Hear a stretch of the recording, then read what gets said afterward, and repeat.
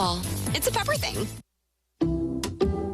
Some people just know you can save money on car insurance by checking Allstate first. Like you know to check if they're going for it on 4th down before going to the concession stand. Yeah, give me 3 hot dogs, 2 jumbo touchdown, baby! What? Hey, buddy, you want cheese with those? Yeah, checking first is smart. No. So check Allstate first and see what you could save. You're in good hands with Allstate. Potential savings vary, including based on how you buy, subject to terms, conditions, and availability. Allstate North American Insurance Company and affiliates, Northbrook, Illinois.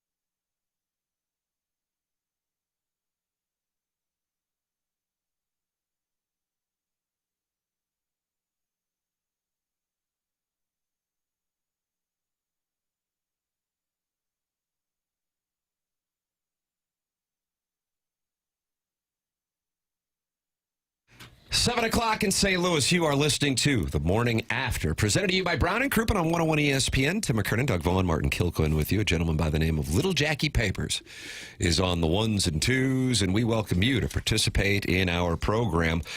Today, tomorrow, and Friday, the last days to get your phone number saved as a name in the Air Comfort Service text inbox, 314-399-9646. Jackson doesn't need you to kiss his ring, but maybe some semblance of what do you call it? Polite society. That's the people you say you like to associate with polite society. Yeah, just a little respect. You know, we're adults here. We can be respectful of each other. Have you not been getting the respect that's due? I wouldn't say that.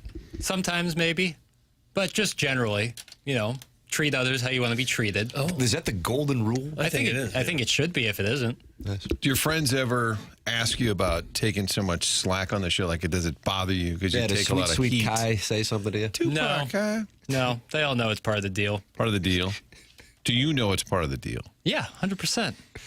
You don't hop into the lion's den without a game plan, and that's what I do. All right, so crap on Jackson. Lion's Den. Call in to Crap on Jackson, 314-974-0101. Actually, you can attack all of us, and then that's what's going to happen for the next 4 hours because, Doug, that is the model. And they are active in the Michelob Ultra YouTube chat. You open up the YouTube app, and then you type in TMASTL, and then you're in there with 6,160 subscribers, and you talk it over with John Scores, the Nipper School Monitor, KG's Jock Sniffer, Kitty Bates, Harry Hogg, and Heimblum's Spreadsheet. And let's see what they got. Top of the morning to you, John Scores. Kitty Bates says, well, Doug, they're not happy on the hashtag fan pin. Do you like when somebody hashtag? I don't know. What happened? I don't. Jackson, I know you monitor that thing. You do a really nice job moderating it. What is the problem on the TMA fan page on Facebook? Couldn't have the slightest idea, but, Martin is not on Facebook, period. Well, I have an account, and I get occasional notifications that so-and-so posted, so I can occasionally click on it. I'm thinking I should get into it, Tim, to connect with the kids. Yeah, like post pictures of what you're eating. That really bugs me. Uh-oh. Here's lunch. You don't think the rest of us are having lunch? What are we supposed to do with that picture? You want to send shots of your kids, grandkids, your vacation? Fine. It's interesting, electronic people watching. But I don't need to see your lunch. I'm having a sandwich my own self. What kind of sandwich, boy? Peanut butter and mayonnaise. Ooh. What are you, Elvis? Did he have that? It feels like something Elvis. I don't. I'm gonna look up what did Elvis eat. I thought it was like a peanut butter banana. I think that was Mama Cass. Mama And it's Cass. stuck in her throat? The Elvis sandwich. ham sandwich. The Elvis sandwich. I think there's bacon on it too. It's a grilled sandwich featuring peanut butter, banana, and bacon. That's what Elvis would eat. Yep. A little sweet and salty. Okay. Sounds gross. Ish. No, it's good. Peanut butter and mayonnaise. Yeah, Doug likes the peanut butter and mayonnaise. Getting close to kink shaming. It's not as bad as you think. No, it's good. It's good. It's fun. So you've had it. Yeah, Doug, Chairman Kurt did like a taste testing with some peanut butter and mayonnaise, and it was fine. Tim, did we not get invited to the taste test? It was the mayonnaise. Like, I don't think mayonnaise tastes like much, so it's just like, pardon my French, but extra lubricant. Wow. I'll explain that to my kids tonight. Clip yourself off. Yeah, so it just kind of tastes like a peanut butter sandwich, which I wouldn't necessarily eat. What's your preference, peanut butter and jelly or peanut butter and mayonnaise? Peanut butter and jelly, smooth peanut butter, strawberry jelly, please. Strawberry jelly, huh? Yeah, I prefer strawberry. Yeah, that's good too. Yeah. Different strokes, different folks. Has peanut butter and mayonnaise got better nutrition ratio versus peanut butter and jelly? Doug, I feel like you would know that. Probably not. I think they're both pretty much albatrosses. Yeah. I would think one's higher in fat and one's higher in carbohydrates. That's what I'm big on macros, Doug. I know you are too. PB&J would certainly be higher in sugar. And then in carbs, and then, fat for sure in mayonnaise. Unless you're using the low fat or fat free or Miracle Whip. I don't know. We'll take your calls. Yeah, we will take your calls. 314-974-0101. Harry Hogg says, Tim, what are you having for lunch? Can you send me a picture? Oh. I still got Fenton Bar and Grill wings. Oh, how do you do? That gold sauce? Did you have a little taste last night? Chuck Nash from Fenton Bar and Grill. Was it Martin right as you were walking out? Chuck was walking in yesterday. I pushed back onboarding a little bit because I thought it was only fair to the sponsor. And boy, the trash tender. How do you do? Because a lot of tenders, let's be honest, it's just kid food and it's kind of dry. I don't know This what was he's something doing out else. there, but Yeah, these are good. So I went out. New advertiser, and had some libations. Doug was up at that Billy G's. Didn't see you having your pork. You like to have your pork chop? Sunday night. Did you get the pork chop? Doug always I gets did a pork not. chop. Pork steak. Pork steak. Ooh, pork broccoli. steak. It's just Southside. enormous, the size of like a badger. And it's like 2 or 3 inches thick. Gosh, it's good.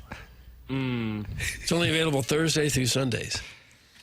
I did not have it this time. No, I had a veggie bowl. So they serve badger at Billy G's? Well, and call it a pork. No, I don't think it's badger at all. Yeah. It's the size of a badger. Okay. And I was up there having a few libations, king of beers. few of those. And then I headed home, and I go, God, it's 7 o'clock. But you know what I've got in that refrigerator? Some tendies. Oh, gosh. Oh, and I had me some tendies. You go air fryer? I did go air fryer. Great play. Well, what else would I do? Microwave. What do you think is a better play? Air fryer. Is that right? Yeah, it keeps it crispy. Well, it was choice. Yeah. I'm going through the seasonal depression where it gets dark so darn early. By 7 o'clock at night, I feel like it's 10:30. Well, then you can get to bed early and get more REM sleep. You want to wear my Whoop? No. It just feels like the day is over. It's darkness. Well, I guess it's about time to wrap it up. You can do more show I prep. got to get over that. But it's bright early. Yeah, it is. That helps. Freshen your day. Look outside. Let's go. Let's get some heat going here. Come on. There's only 6 more months left. Don't give up. Don't you get that too, where it's dark at 5:30 or 6 and you go, oh, brother. You haven't had dinner yet, but it feels like bedtime. Right. I don't like it. Council Doug, through his seasonal, what do they call it? It's SAD. I always mess this up. Seasonal affective depression. Seasonal affective disorder? Okay. Seasonal Yeah, affective disorder. 314-974-0101. That's Collier and Thompson, sponsor of the phone lines. Air Comfort Service, sponsor of the text inbox. And listen, you got today, tomorrow, and Friday to get your name saved in the Air Comfort Service text inbox, 314-399-9646. And then, of course, you can talk it over with other TMA listeners who watch the program. 140 are in there right now. YouTube.com/TMA. STL, and just hang out. And it looks like Chairman Kurt is in there, but I thought he was on vacation. I could see him monitoring things. Martin, when you go on vacation, you're in the YouTube chat, I noticed. Yeah, Bobby Scores is kind of my hidden name. So it's a combination of John Scores, Bobby Big Wheels. and Bobby Big Wheels. So Bobby Scores, if it ever pops up, that's the Ron Mexico of this guy. Ron Mexico was Michael Vick's nom de plume while out pursuing Strange with herpes. Am I correct on that? Has anybody checked on that? I don't know about the Allegedly, herpes part. reportedly. Yeah. You don't actually pursue herpes, do you? Well, you're getting into kink shaming now. Well, that's what I do. Doug will be issuing an apology on Twitter for kink shaming in about 8. Jeremy Rutherford's going to be in studio and taking your 2-part questions. That's presented to you by Mark Hanna of Evergreen Wealth Strategies. And Martin, I don't know if you've seen it in the Stiefel dossier, but we now officially have it in there. Blues sweater record, new home, 0 wins, new road, 2 wins, old home sweater, 2 wins. The official number is winless with the new home sweater and a -18. Old sweater, 2 wins and +3, Doug. There are your numbers. No need for worrying about the home sweater tonight because they are on the road, and it's Blues at Capitals with pregame 5:30 here in 101 ESPN. Puck drop 6:30 p.m. I know So the Dallas win, they were wearing the old home? I didn't even notice that. Well, Okay. Jackson monitors this stuff. I know it's very didn't notice. surface level stuff, but do you think there could actually be something psychological to how you play in a different uniform? Nice. A thread. Well, they always say when you're in white, you feel faster. That's Really? That's what they always say in college football. It's like, oh, Oregon's all white. They're looking real fast today. And when the White Sox wear shorts and they look like a softball squad, do you have their record handy, Jackson? That would be one where the uniform would really affect, because that's now you're changing sliding up. into Yeah. the second with shorts on. I just wonder if there could even be just a sliver of psychology involved in wearing a uniform you like or you don't like, or looks tougher or meaner. Or I honestly think Mizzou probably, like the look, I'm guaranteed Drinkwitz thinks a little bit about that. Like, are we going to look intimidating? Jackson, do you know what they're going to be wearing this Saturday? I don't. Hey, can we just repeat what they wore against Alabama and just trot that out there for all the home games? They might. But it's a blackout. It is. Yeah, but I don't think they would wear all black during the day, but I'm not sure. And why is that? It's just, that's always like a thing. You want to wear like the blackout at night because it's like, it's Got blacked it. out. And they have Mississippi State, which is going to be a night game, so maybe they'll save it for that. Texas A&M usually wears the white pants, so I would doubt the white pants. So maybe you'll get the Alabama look. That Alabama look was the sharpest look I've seen in a while. As a media member, do I have to abide by the blackout, or when there's a gold rush, are they going to check you at the door, the Are press you going to be a box? fan of the stands? No, I'm going for work. Press on box, brother. Saturday, buddy. Press spot. Well, then you Way to know the show, man. I didn't know he was going in the press And it box. wasn't a serious question. Next. But I didn't know. That's exciting that you're going to be. Didn't I say that yesterday or Monday? I half listened, You were busy doing a lot of bookkeeping. Yeah, the to be fair. texter names. I couldn't be sorrier. I'm excited that you're going to be boots on the ground. Yeah, looking forward to it. You going, Papis? No. Whoa, that's official, it sounds like. Yeah, not this week. I think I'm going to be going to the Mississippi State game. Well, it's a much bigger game. Well- why aren't you going this weekend? It just isn't going to work out. That was kind of a way of Simply saying. isn't gonna work don't ask out. any other None of your questions. business. That's right. What in the world have you got going on? Nothing. It's just that's not going to how it's. That's not my plan. Okay. My goodness. Are you going? You have a No. wedding. Oh, that's right. I got a wedding. That's right. Getting married. I was waiting for you? Doug to say, I don't know if anybody has tickets. Oh, the wedding. Yeah, Oh, that's rats. something. Yeah. Missouri has a home basketball game on Friday. Yeah, against Might SEMO. take the family to that. Oh, that'd be great. And then go to the game at 2:30. That Lot L, the Huntley of tailgating. Real true Sons weekend for you. That's right. Love it. Love to hear it. Well, I think we're on day 24 of my 3-year-old wearing one of his Missouri jerseys. Because keep it going until Thanksgiving. And a Banty rooster if he doesn't get a chance to wear his Missouri jersey. And charging at me with a football about 20 times. And I, of course, as Jackson heard, Jackson was on the phone with him the other day. I was. He is the Tigers, and he calls me the Bangcocks because he can't say Gamecocks. He says it with such conviction, though. About the Bangkoks, and I loved it. Dad probably wouldn't mind going to Bangkok to see what's going on. One night in Bangkok, and that was Murray Head. Is that 1983? I don't know the years, Tim. 84? I'm going to say 84 to get me 83 and 85. Like to Murray help Head, you. Can't. One Night in Bangkok. Was that about soliciting ladyboys? Was I right on that? I think it was. The lyrics? And it was a little ahead of its time. Why? It's cool now?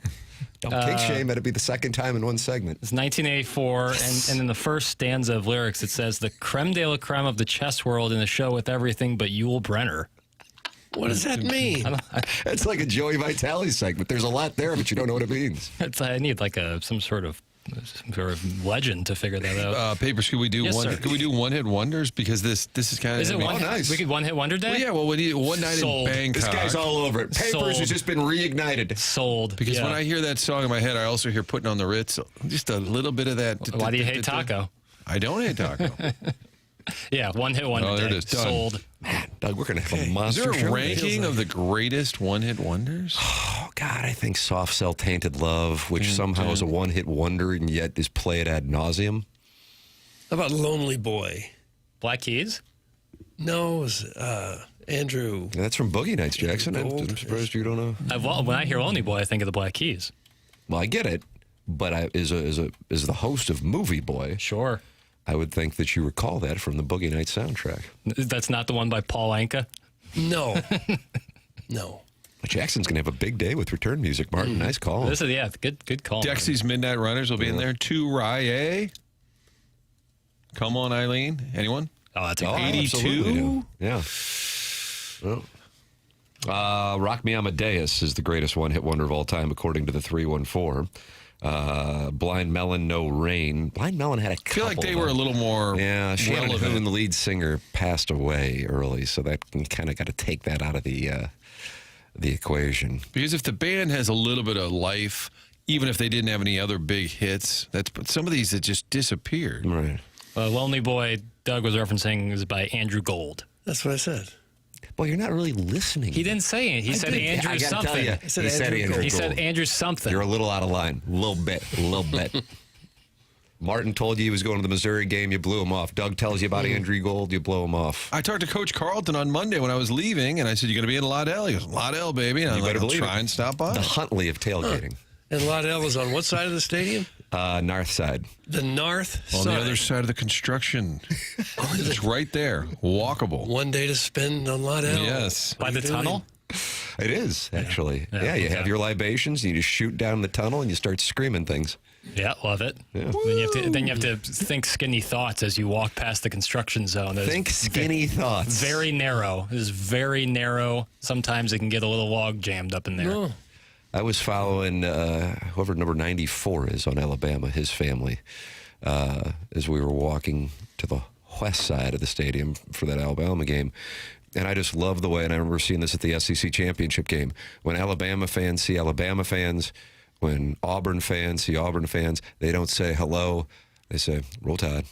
Oh, do Go they? Tide. Yeah. And if you walk past an Auburn fan, War Eagle, War Eagle. And Mizzou fans would go MIZ. I don't I guess that's all we got, isn't it? And then Fight Tiger. I think it's Fight Tiger, rip them up, tear them up. Coach Drink does that to national reporters as well. MIZ. Tim, I you were believe Ed Orgeron was the originator of the finish off my quick sideline interview with Go Tigers. Tim, you were with Edric Hill's family. He is from Hill was the last name. That's yep, correct. from Kansas City, Missouri. Oh, how about that? Yep. Well, I guess he'll join us as a surprise guest, Martin. I kind of like that. 6'3", 284 pounds. How'd you like to line up across from that? How'd Mizzou let him get away? Good call, yeah. Why don't you call him out, Doug? Just go on a rant. Come on, let's seal our borders and let's get our top talent to go here in state. I'm tired of these guys going to all other places thinking the grass is greener there. You stay right here in Missouri if you grew up here. You play high school ball in Missouri, you stay in Missouri. Okay. Seal the borders, but also get some kids from Texas and Florida, Yeah, please. you need a lot of other players, too. That's correct. Tim, did you notice the dossier segment 8-2 is called More Stuff for Your Ears? Yep. You are not classically trained, and it works. I like Right. it. Yeah. I have a real everyman quality about me. More This is stuff. a guy who went to Ladue right. and went to Florida Gulf Coast University to major in golf. That's right. Very yeah. relatable. I'm just like you. Watch me connect with you. Really? Let's see what we got. Boy, a lot of one-hit wonder text coming in here. I mean, Injun Joe's Cave Ride Magic Man says it's raining men, weather girls, end of discussion. Let's see. One-hit wonder, the 2016 Chicago Cubs. That's from Who's On First. Let's see. How Far Is Heaven? They went from #1 on the charts to a pan-fried doofus radio producer announcing them at concerts, and that's from Arbor Day. Pan-fried. One of them is pan fried. And Ken Iggy Strode, who might or might not be in the Michelob Ultra YouTube chat, took a shot. Iggy emailed in for the Design Air Heating and Cooling email of the day yesterday, Martin. He just wants to win that unit? He wanted to win the AC. Well, the unit is on hold That's while right. corporate My bad. counsel reviews the contest. So in exchange, we gave away AC/DC tickets, and Iggy made it clear he was on a mission to get the AC/DC tickets, which, of course, are the prize for the Design Air Heating and Cooling email of the day. Tickets go on sale this Friday at 10 a.m., but here on TMA, we've already got your shot to score. Free tickets to AC/DC September 8th. At the Dome at America Center. Before you can even buy them, find all the ticket details and a bonus chance to win free tickets for AC/DC right now at 101ESPN.com or on your 101 mobile app powered by Dobbs Tire and Auto Center. Send your emails in. Carlos Spicy Wiener so far 2 for 2, and he went to war yesterday with a guy who we think was being serious, but talking about his son winning a national championship in volleyball for 14U. Well, that set off a firestorm, didn't it? It did. Andy Crouppen came in with the youth sports topic, and for the most part, people were in agreement that it's become a grift. But then there was a gentleman who was passionate about the 14U national championship in Orlando, and Carlos Spicy Wiener got activated, and then they went back and forth, Doug, and Carlos Spicy Wiener took that and ran with it to a Design Air Heating and Cooling email that I win. Yeah. And picked up some AC/DC tickets. Yes, he did. Yep. Yep. He'll be one of many St. Louis U High graduates at that concert. You can email in and try to win as well. The morning after at InsideSTL.com for the Design Air Heating and Cooling email of the day.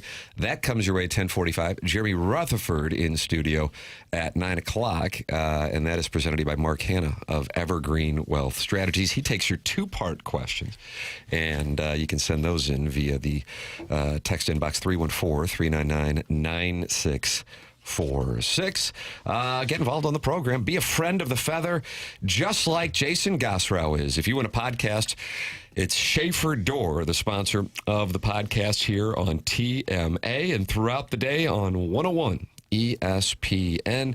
Doug, you've had Jason Gosrow and Schaefer Door Sure have, yeah. to your home but yet you can't spell the company's name. I've always found that to be strange because I don't know how you got them there, even though you can't spell the name. Schaefer. Schaefer.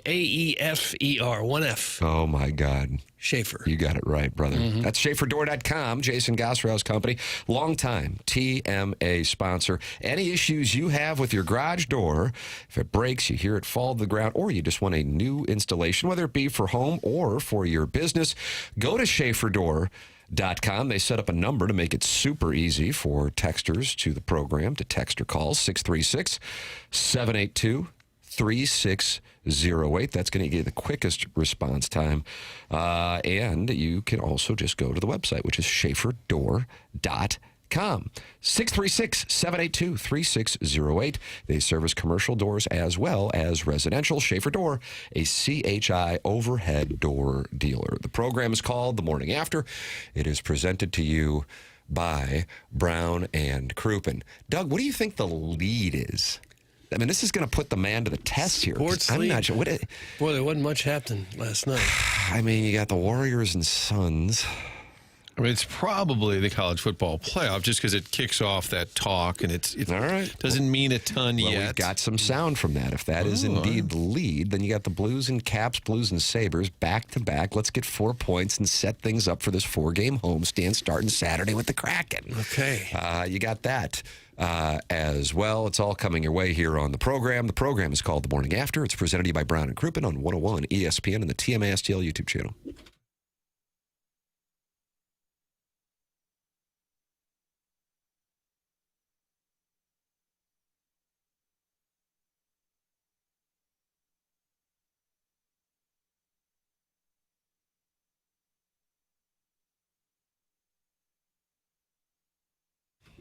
Psychiatric Care and Research Center has an opportunity for TMA listeners to make some money because they are conducting clinical research trials and offering compensation for your time and for your travel. But if you're in the St. Louis metropolitan area, there's a good chance you're pretty close to the office, which is in O'Fallon, Missouri. It's Dr. John Canale, who's been in practice for over 40 years and has more than 20 years of experience conducting clinical research trials. He was among the first psychiatrists to establish a practice west of the Missouri River in St. Charles, bringing decades of expertise and leadership to the field of psychiatry. They're conducting clinical research trials for anxiety disorder, depression, bipolar depression, and obsessive compulsive disorder. If you are interested in participating, go online at pcrc-stl.com.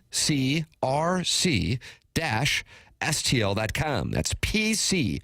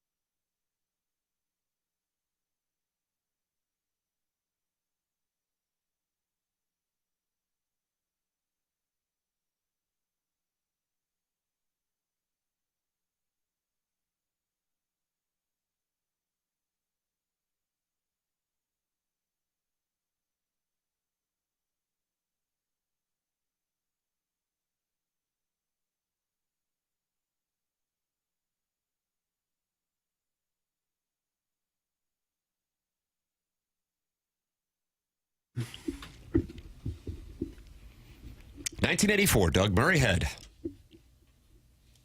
Yeah, if you're lucky, the god's a she. See what I'm talking about? I was right on this thing. Tim, did you know it was a... Well, let it breathe. I'm sorry. Sorry. Nice. I'm surprised this guy's a one-hit wonder. Look at this. You can't help. You know, it doesn't surprise me when I hear this. I don't know. I'm kind of shuffling over here. Doug, he kind of talks like Edward G. Robinson as a pharaoh, doesn't he? Chicago's my town, see? And he says that in the Ten Commandments. What if he said, Bangkok's my town? Yeah, what about that? I'm with that boy over there. The full version of Smooching with the boys. the full version of the song begins with an orchestral introduction, but it says it's played out as if it were a chess match. Was not aware of that. It's a concept album, Tim. I like that. Has to do, and then they made a musical called Chess. But Murray actually was an accomplished actor. Murray Head. How about that? Jackson's got one-hit wonders today. Murray Head, One Night in Bangkok, which is in honor of my 3-year-old saying that I represent the South Carolina Bangkoks as he workshops the Gamecocks. And Doug, this week it'll be Gig'em, Texas A&M, who Joey Galloway last night, and I think Booger McFarland, as a matter of fact, on ESPN's show, which is hosted by Reese Davis, along with Greg McElroy, thought Texas A&M would be number one. I had no clue where anybody would be because I didn't know what the committee would attempt to value. But when it was all said and done, it mirrors the AP poll with Ohio State at 1, Indiana at 2, A&M at 3, Alabama at 4, Georgia at 5, and if I'm not mistaken, Ole Miss is at 6 across the board. Yeah. Then you've got the two teams from the Big 12 who play each other. Am I correct? It's BYU and Tech at 7 and 8. 9 is Oregon. They are now a 6.5-point favorite against Iowa. Keep an eye on that one. Okay. And then number 10, you get a 2-loss team in there with the Fighting Irish of Notre Dame. And then you got to do a little scrolling, Doug. And down there at number 22 is where you will find your Missouri Tigers. I'm going to start with Jackson Burkett, and I know you're over there updating text names, and you can text in and politely ask Jackson to give you a text name if you don't have one, 314-399-9646. Jackson, your reaction?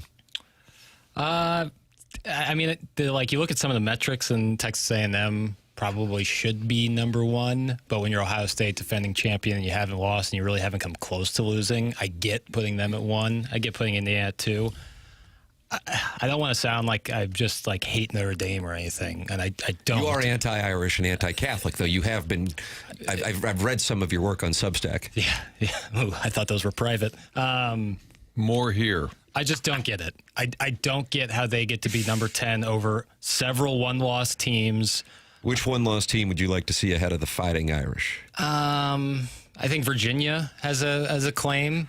I mean, like, wow. We're going off of Notre Dame's best 2 wins are 2 losses. USC's a good win. Did you hear that? Yeah, that You didn't make can any sense. win. Doug, you can win and not lose. How about Miami has the same record as Notre Dame and beat Notre Dame is 8 spots below Notre Dame? I just don't. Notre USC Dame is a good passes win. the eye test. And that's it. And Did you that's hear it. eye test last night? How many times was eye test thrown around? I mean, that is Do you it. know what eye test is code for? We'd rather have them in. They're blue blood. And they might be the 10th best team. They might be the 5th best team in college football. I don't know. But they haven't shown you that. They lost 2 games where people are like, oh, wow, they are, those are very small margins of loss. And then they beat USC, and that's a good win. I'm not going to mess around here and say USC is a bad team. That's a good win. But the 2-loss thing is just weird to me that they get to be number 10 when the team that beat them, Miami, who's a reason why Notre Dame is like as high as they are, is 6-2, same record, and at 18. I don't think it makes much sense. Okay. What about Missouri at 22? That makes sense. Okay. That makes sense. They don't have a signature win. They don't even really have anything close to a signature But win. they certainly have a chance to get 2 of them. Yeah, but like Notre Dame, they have small margins of loss against good teams, against highly ranked teams, and they have an opportunity in front of them to move up. So I think one of the things that we learned last night, which I actually agree with, is how you beat a team matters in the eyes of the committee. Now, let's see if it's consistent the rest of the way. But the difference on Notre Dame and Missouri, which really could wind up, again, you're having to operate on the premise that Missouri would go 4-0. But if they were to, and they both were to finish 10-2, they would have two common opponents. Both would have Arkansas. And again, in order for these to be a conversation, Missouri has to win out. So I'm operating on that premise. Notre Dame beat the hell out of Arkansas in Fayetteville. Missouri will get them for their last regular season game and at Texas A&M. Now, Notre Dame was a mishandled extra point snap / a final play on offense, fourth down, if I'm not mistaken, going all the way back to September against Texas A&M from beating Texas A&M, but they were in that game, and it's a great win for Texas A&M. But the way that Notre Dame lost, if they would have lost by 20, I think it changes the thing. But since those losses, Notre Dame has beaten the hell out of the vast majority of their teams. As a matter of fact, I think all of their wins have been double digits, even though they were kind of slapping around with Boston College this past weekend in Chestnut Hill. So what I think we're learning is not only who you beat, but then how badly you beat them. Because if you look at Oregon, Oregon has beaten the hell out of some teams, minus Penn State, but they don't really have a great win. Now, they're going to get an opportunity for some great wins in the month of November. This would be a very good win this weekend. Iowa is ahead of Missouri, and I understand that, by the way. Iowa is the closest anybody has come to beating Indiana. I don't know how many people were watching that on a Saturday afternoon a while back, but Iowa was right there with Indiana, and they only have 2 losses, but Iowa also will be put to the test in the month of November. Specifically from the Missouri fan standpoint, I think there are 2 things that factored into the ranking at 22, and I think both are absolutely justified, and I have zero problem with it. Number 1, what's Missouri's best win? I really don't even know. All I know is they have beaten one team that has a winning record, so that's a problem. And the way that, and Mack Rhodes said this, he's the former Missouri AD, so a lot of Missouri fans aren't a big fan, and he's currently the chairman of the committee, that Missouri is on its 3rd-string quarterback. But for the very reason that Missouri may be lower because of the 3rd-string quarterback, I would tell you that if they beat A&M and Matt Zollers makes the Missouri passing game look better than it has, at least since the Kansas game, then that allows Missouri to not only ascend quicker just because they won over the number 3 undefeated team, but also because you can say the same thing about other teams that have had quarterback injuries and lost ground, like Jordan Travis in Florida State 2 years ago, and then being kept out of the playoff. And if you've got a new quarterback who makes the offense look better, then that is a different team if Bo Prabula is not coming back.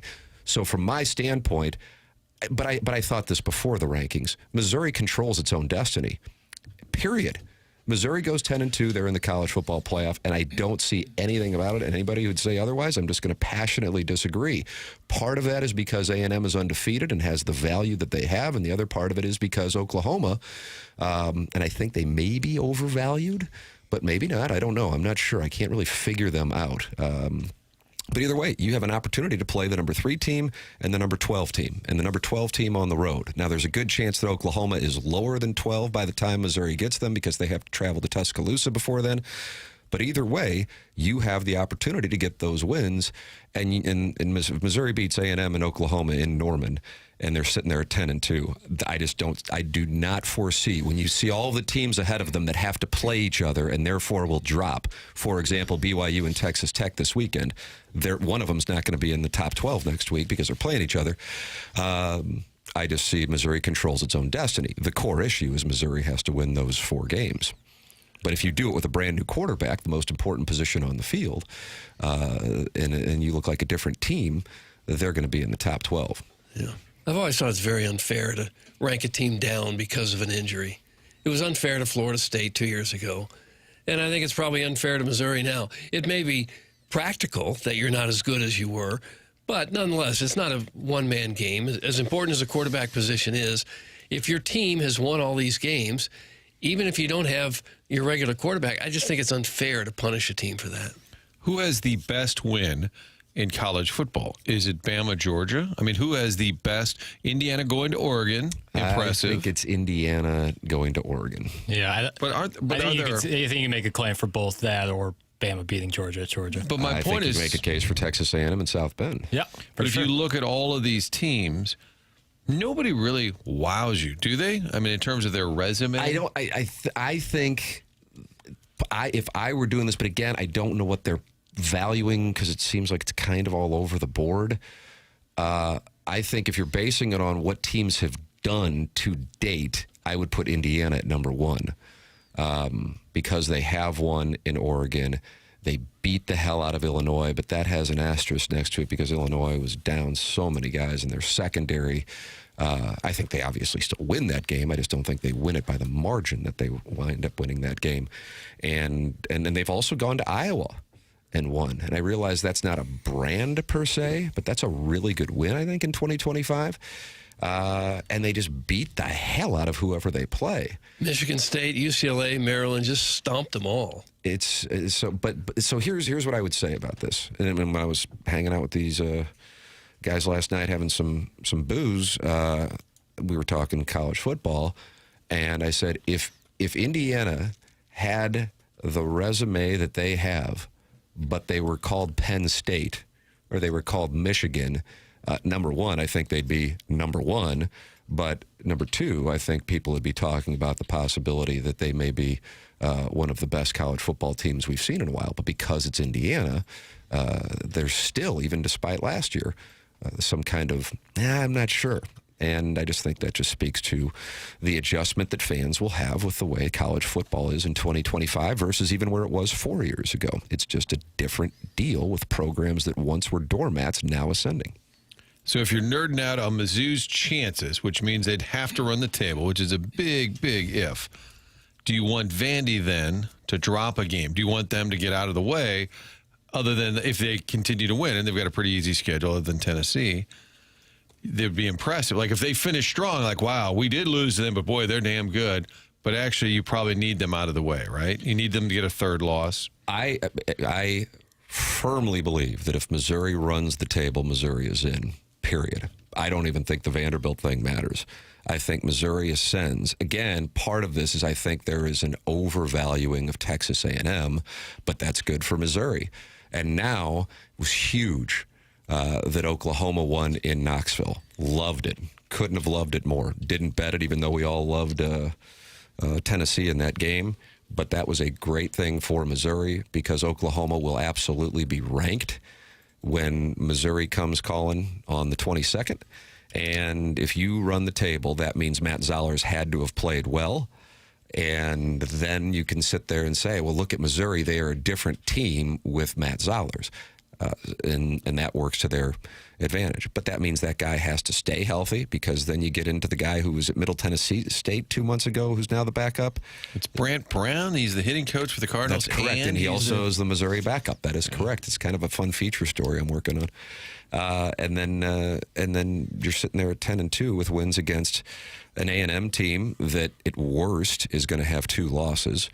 And because they play Texas in their final regular season game, a win against Oklahoma, which no matter what has beaten Michigan, has won in Knoxville, and we'll see what happens when they go to Tuscaloosa. Certainly not expecting it, but God, what the hell can you say about these SEC games where the margin of victory is so slim this year? Did anyone listen to Drinkwitz throughout, like from start to finish? Because I didn't see any Never clips. was asked about that. I lost my parlay, I was going to bring this up. James Carlton texted me. He goes, nobody asked. Damn it. Nor on Tiger Talk. I had a feeling it would not come up. Nope. Because I think they've been there a little bit with the topic. We were talking yesterday about Drinkwitz's future. Would somebody ask? Gabe said, why? You already know what he's going to say.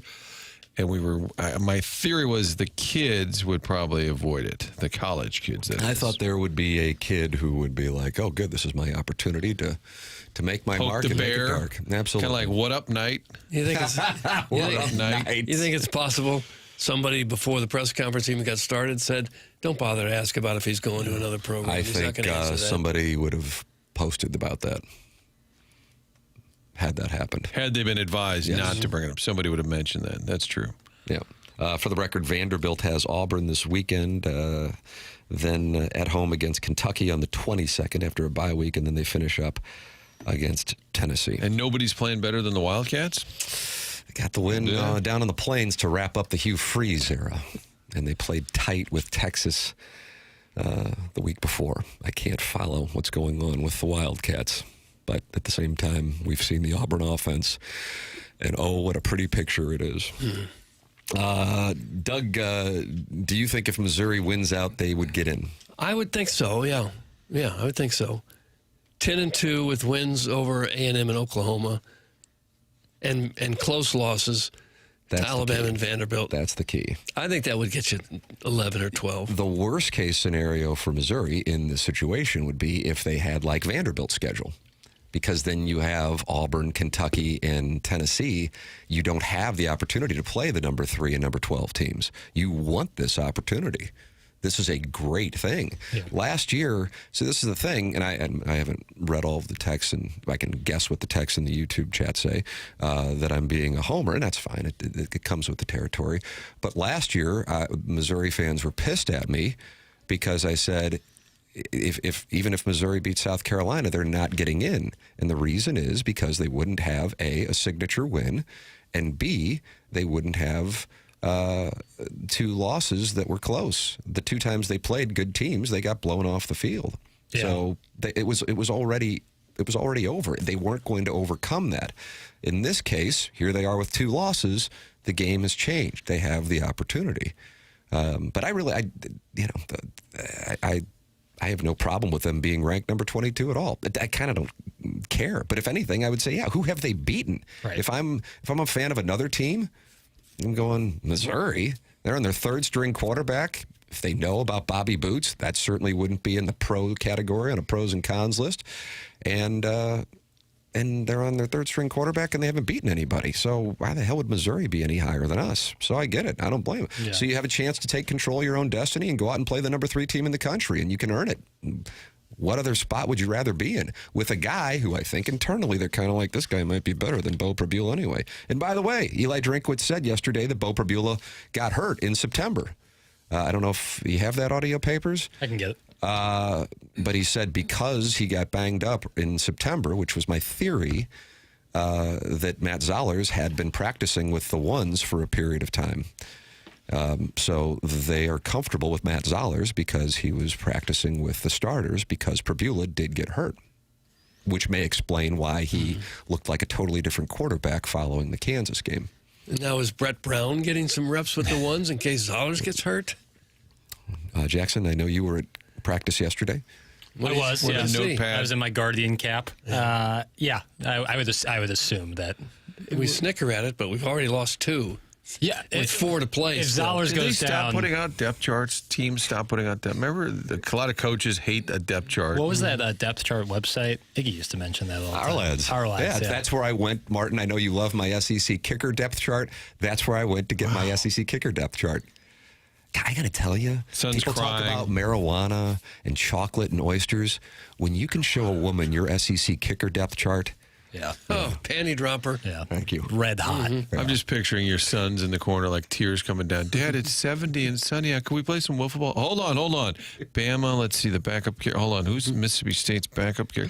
Dad, but it's starting to get dark. Yeah, just hold on. Dad, Mom, take you to the park. You ever seen Close Encounters of the Third Kind? Tim's Richard Dreyfuss building the mashed potato mountain. Can't stop. On the dining room table. You took Richard Dreyfuss's surname. Why? Here's the most fascinating scenario. If this all played out, and it's a low percent. Love you, Mizzou. Love you. Hope it all happens. You're going to piss off Jackson here. He's going to come across this dais, Martin. Yeah, you better be careful. Close to 0% that they run the table, but go for it, sure. What if you have the same record as Notre Dame, and then you say, but we beat A&M, and they beat you? Is that enough of an argument? Missouri goes in over A&M. Or, excuse me, Missouri goes in over Notre Dame. Yeah. In that scenario. And if it doesn't, injunctions. Injunctions? You would be filing injunctions, left and right. Left and right. Anyone who would take them. I'd be very upset with big football. Missouri goes in over Notre Dame. I know Missouri, aggrieved Mizzou fan would say absolutely not, but it's just they just would. I'm very when you control your own destiny and you have an opportunity and your 2 losses are how they were. I mean, like I said, I think most people, probably even Vanderbilt fans, agree that they should have beaten Vanderbilt. But I would also say probably should have lost to Auburn, and they were trailing Kansas late. I mean, there's kind of some selective memories here on some things. Because they were trailing Kansas in the fourth quarter. Doug, you point that out often, as you should. And they were trailing South Carolina. And I realize they wound up becoming 2-score wins. But there's just no reason why they should be any higher. So if they're any good, you got your chances. You get A&M and you get Oklahoma and Norman. You win those games, you move up enough to get in there because all these other teams, almost all of these other teams, are playing each other. The one team that I would say that is ahead of Missouri that has no chance to get in, Papers, you're locked in. What do you think it is? The one team that is ahead of Missouri that has no chance, no matter what, to get in. No chance. They got just no chance. No chance. Was that Vince McMahon's entry music? So you said no chance. No chance. That's what you got. It's ahead of Missouri. I would say that would be... This is a delay tactic, Martin. Is this going to be... My first guess, anti-Mormon? My first guess is USC. I would disagree with that. Then my next guess is Utah. I would disagree with that. Okay, now hold on. For heaven's sake. Just got no chance. Well, it certainly no chance. That's what you got. Wasn't that Vince McMahon's walk-up music? I don't know. Michigan. No. Because they play Ohio State. Well, Can we have initials, Miami please? is the answer. We're about to name every school. Miami. Your reasoning. I'm not saying I'm not disagreeing. No I'm just problem. curious. No problem. I mean, it's like Don Corleone. Was he turning down Joe Torre or was that Salazzo? It was a young Who could Joe tell the Torre. difference? He took a bullet right in the head. Mo Green? That's a spoiler alert, by the way. No, Joe Torre did in The Godfather. Correct. He did? Well, it's the guy that looked like Joe Torre. I think we need to cancel Movie Boy. Oh, the Salazzo guy? Yeah. Oh, okay. The reason is Miami is not going to play in the ACC championship, so that road is closed. And they have the opportunity to play against our guy, don't get me wrong, Fran Brown this weekend. Mm-hmm. I'd keep an eye on Fran getting 28.5, by the way, against the Hurricanes, who might be checking out. Yeah. NC State, I know they got the win this past weekend over Georgia Tech, at Virginia Tech, and at Pittsburgh. I think Miami can win out. They don't get in. Ooh, they're going to be pissed. But I see where, because I think the ACC is a one big league. That's the core issue, and they have no road to get in there. They're just not going to get in. Right. And they're sitting there at number 18. So again, that's where I'm coming from, observing Missouri's situation, is they have the opportunity. The schedule allows for it. So, hey, like you said, Martin, how likely is it? It's quite unlikely. But what's the most important position on the field? Quarterback. And Missouri has a new quarterback. What do you have here? I got that audio of him talking about Bo being a little beat up earlier in the season. There was a time in the early part of the season where Bo was a little bit beat up and Matt was getting extra reps with the ones, and those are going to pay off now for us. So that's been a real positive. There you go. I didn't care for the edit there at the end. No. It's because I did it live and in person. Okay. I like that, live and in A person. little rough. I did hear Drinkwitz on Tiger Talk. You're a big Tiger Talk guy. Some audio enjoyed a issues little with Tiger Talk last no. night. Well, trust me, I can relate, so I'm not chastising. And they were I just also noticed. playing ESPN's mothership It wasn't that programming bad. at the Just same time. Just some popping. But he said Zollers and Alugbade, when they came in, had a lot of reps together because they were lower on the depth chart. So I thought that was an interesting freshman. Looking into this weekend's game, maybe because you want to get Alugbade on track. And I thought that's interesting that those two might have some built-in chemistry. I'm not saying to do a prop bet on Alugbade. I think that's paying plus 450, Martin, if you want an Alugbade touchdown. I just thought it was interesting that those two have that chemistry. And then Mike Kelly at one point said, I'm going to ask you something, and I know you don't want me to bring this up. And I thought, oh, my God. Is he I thought that was going to be it, too. Did you hear it? Yeah, I thought he was going to go there. Like, how do you handle the rumors? It wasn't even a question he asked. No, it was more about how he is giving Mizzou fans hope, how Larry Smith brought hope back. Pinkel brought consistency. But now, and I think it was Drinkwitz, there's hope at a different level, more or less. Right. But the build-up, I thought, oh, my God. I thought there was a question coming, like, can you say now with confidence that you'll be here? I was in like, front of oh, all wow. these fans Mike Kelly, eating bold. fries. Yes, Yeah. I was. But then they just ended. It was just like his thought, and that was it. But it was more about what they've done with the program. But I thought for a minute. But anyway, I like the Zollers, Luke Bidet connection. Let's get that kid going. Let's go. Let's win this game, Tim. Then your math has a chance. Of course. I know. But I'm just saying it'd be fun for the fans. Oh, God, absolutely. I'm just saying it's always like I'm sorry, but there's always a little bit of a Mizzou letdown. And I hope to God it doesn't happen. Well, I don't know how much. I'm of the opinion that almost. You think most fans have given up? Nobody thinks they're going to win, but that's fine. But you got a chance. But that's why, last year, like they got blown off the field. They shouldn't be in the conversation. They don't belong in the conversation. They got blown off the field in College Station and Tuscaloosa. The hell case do they have? What was the best win last year? I don't even know. Vanderbilt, Auburn, Oklahoma. Vanderbilt probably by the end of the season was the best one. That's just not happening. Yeah, 10-2 with no signature wins is one of the worst places you can be. Yeah, you're just all steak, no sizzle. You're just not in. So they got a chance. And by they got a chance, I mean they will have the opportunity. This is so wide delta, and I mean by that. They could lose by 30 points, or I think they could win by 2 scores against this team. I just think that there is a thing, and it's human nature. This isn't chastising it. It's going, okay, A&M, my God, they're undefeated. Yeah, but they scored 16 points and had problems at home against Auburn. They were trailing Mississippi State at home on a Saturday night. They won 45-42 against Arkansas in Fayetteville. I mean, this isn't 2019 LSU here. And I'm going to say the same thing if Missouri wins, by the way. But nationally, and hell, locally, they're being viewed as this juggernaut, and I just don't think that that's necessarily the case. But it works to Missouri's advantage. It's great that they won at Notre Dame. It's a great thing that they won at Notre Dame.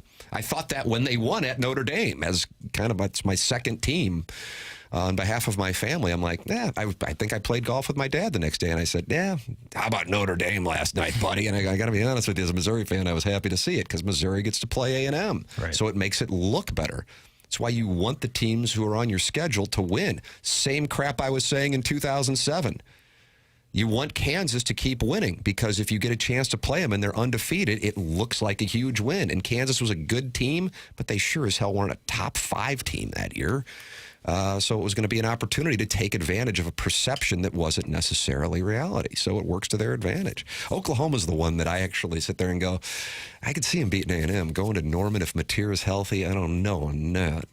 But it all depends on what you got at quarterback. And then you no matter what, you still got a guy who, can't kick.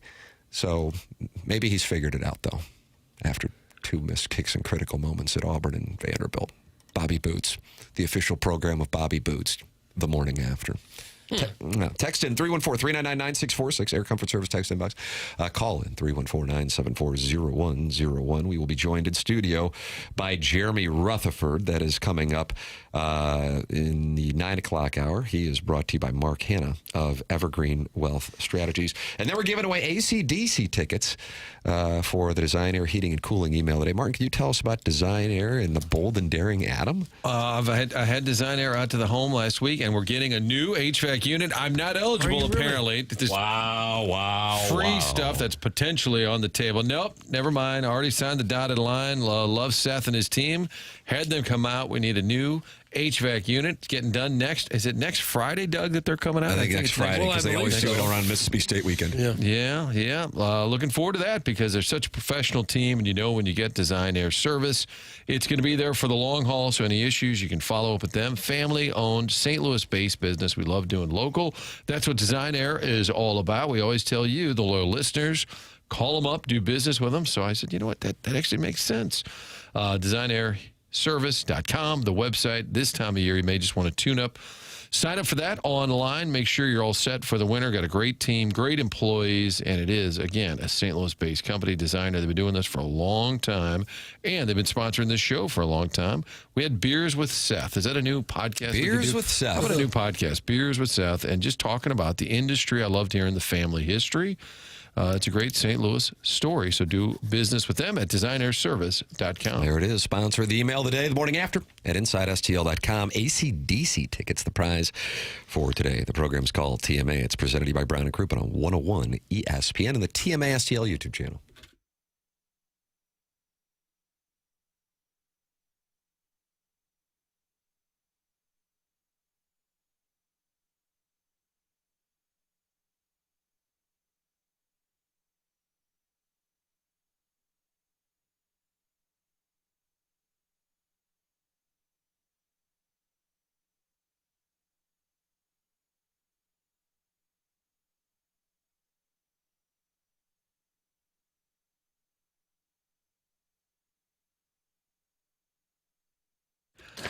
It's fun to have something on the calendar. Looking ahead to next summer and a trip to Scotland in the making. We're talking about a spectacular trip with our friends at Colette, and I'm headed there with you. It's one of those bucket list things, going to Scotland. For years, you've watched the British Open or just watched a movie or two, and it's based there, and you say, man, it looks spectacular. It is. Folks who have been there have told great stories about the big cities, which are Glasgow and Edinburgh, but also the small towns and seeing the pubs and hanging out at a historic whiskey distillery. We're going to do all this together next summer, checking out the beautiful landscape, breathtaking, great seafood, just a fun time. It's a 10-day trip. It starts on June 15th next summer. All the details are handled. Trip of a lifetime can be difficult if you get online and just try and piece it together on the web. Let them handle all of the planning, the flights, the meals, the hotels. That's what they do. We're going to talk about it next Tuesday, a meeting to go over all the planning. Find out more. Just get the information from Sherry at Altair Travel, 314-968-9600. 314-968-9600 for the trip of a lifetime. Don't miss out. Talk to our friends at Altair Travel about a trip to Scotland with me and you next summer.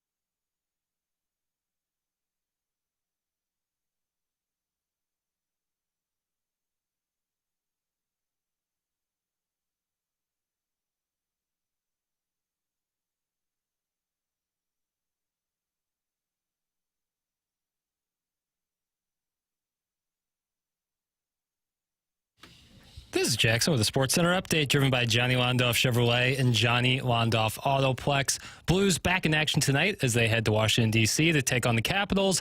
Pre-game at 5:30, puck drop at 6:30, right here on 101 ESPN. That was another Sports Center update driven by Johnny Londoff Chevrolet and Johnny Londoff Autoplex. See them at londoff.com. Chevy, together we drive. Are you kidding me?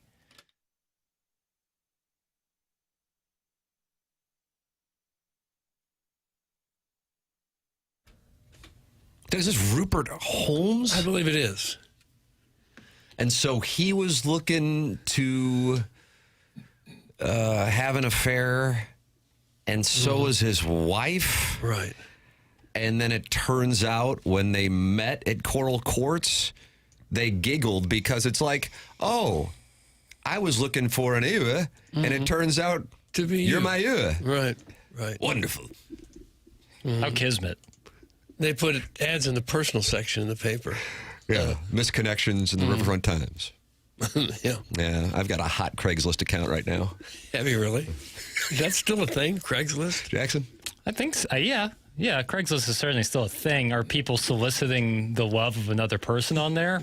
Remains to be seen. I'll do some digging. Isn't that what, didn't we have a murderer that was using Craigslist? Was there a Craigslist killer? It sounds right. Okay. Maybe Movie Boy could dig into that. What's on Movie Boy this week? Talking about the film Begonia with Scarlet Begonia's Grateful Dead, Doug?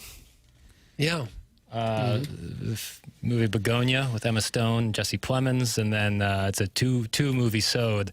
Also talking about The House of Dynamite, new Catherine Bigelow movie on Netflix. Have you watched it? Watching that tonight. Wow. Saw Begonia a few weeks ago. So how are you going to watch both the Blues and Caps and... It's the damnedest thing, you know. Oh, It's no, like, Doug, no. Well, Come on. You'll watch the club, won't you? I'll stay involved. How about that? Okay. So All right. it's coming up on the way. Okay. Ooh. Gareth? This is going to be a Gareth episode. Yeah. Oh, yeah, good. They are not happy with me, Doug, in the Michelob Ultra YouTube chat. Bourbon Bob said, if the Tigers get blown out this weekend, will Tim continue to rationalize how they can make the playoff with 3 losses? I don't believe I've said that, and I would say they would not be making the playoff, nor should they be ranked, just for the purpose of setting the record straight, because I don't have an opportunity to get together with Bourbon Bob as much as I'd like to. But no, I would not say that. I saw that I can't recall which writer was saying that Texas could make it in at 9-3. I would be surprised by that, but that means that they would win either against Georgia in Athens or against A&M in Austin. So that is the reasoning. I would be really surprised by that. But Missouri sure as hell wouldn't, nor would I make the claim. But I do believe if they run the table, they get into the college football playoff, and I don't even think they need help. That's where I am on it. If Texas runs the table and beats Georgia, Arkansas, A&M, they would have wins over 4 ranked teams. Yeah, well, that means they're 10-2. But Yeah. the contention that this writer was making was that if they go 9-3, different conversation. Yeah, that probably wouldn't do it. Right. Because they're pretty much on the bubble at the moment. That's correct, because Memphis gets a spot, and Memphis is not in the top 25. One of the things that I wonder about going forward is would they continue a group of 5 team getting in if they keep the 12-team playoff if you don't have a group of 5 team that's in the top 25? Because Memphis lost to one of the worst teams in college football this year, but yet they would get a chance to play in the group of 5. Now, what you can immediately point to is Notre Dame lost to a really bad team last year, and they made it all the way to the college football playoff championship game against Ohio State when they lost to Northern Illinois, for the record. Speaking of bad losses, did you see in basketball, Boise State lost to a school in Hawaii that had 8 rows of bleachers in their high school gym they were playing in? Hawaii Pacific. Bye game. It's tough. Yeah. It's better than there So was what game? A bye game. They paid buy a Hawaii win. Pacific. Oh, bye. Yeah. I thought you were talking about like the scene at Quentin's in the late 1990s. Yeah, just everyone loving on everybody. But the story said they had 8 rows of bleachers in the gym that they There was played in. something worse last night. Big Cat from Pardon My Take tweeted about it yesterday. There was a women's college basketball team that was losing 72-0 in the third quarter. You gotta They tighten only up. had 4 players because 8 of their players were battling the flu. And in the third quarter, they drained a 3 to get their first basket of the game. Bethesda. If you got that many battling the flu, don't you Cancel put out a the call, game? or put out a call to the student body at large saying we need a couple bodies. Maybe you played high school ball. Come take a trip with us. Yeah, it's just really tough. You know. Doug was looking for more out of that. I don't know what to say. I don't, you would. when you're losing 72-0, there's nothing that who are you going to get off the street that's No, going but to give if you a you're- fighting chance? If you're a coach and you think you got 4 players, you think you could round up somebody on the campus. Wouldn't you honestly cancel the game? You only had 4 players. If you're the other squad, would you just line up 4? Half that game was played with 4 players. They only had 5. Okay, and someone fouled out or got hurt. To see if something happened where then they played. Norman Dale only played with 4, and you had to respect it. There was one time Alabama, I think it was during the COVID year, Colin Sexton, Alabama team basketball, they only had 3 guys because of some deal, and Colin Sexton went on this 10-0 scoring run by himself. It was unbelievable. Raised his draft stock by a whole round.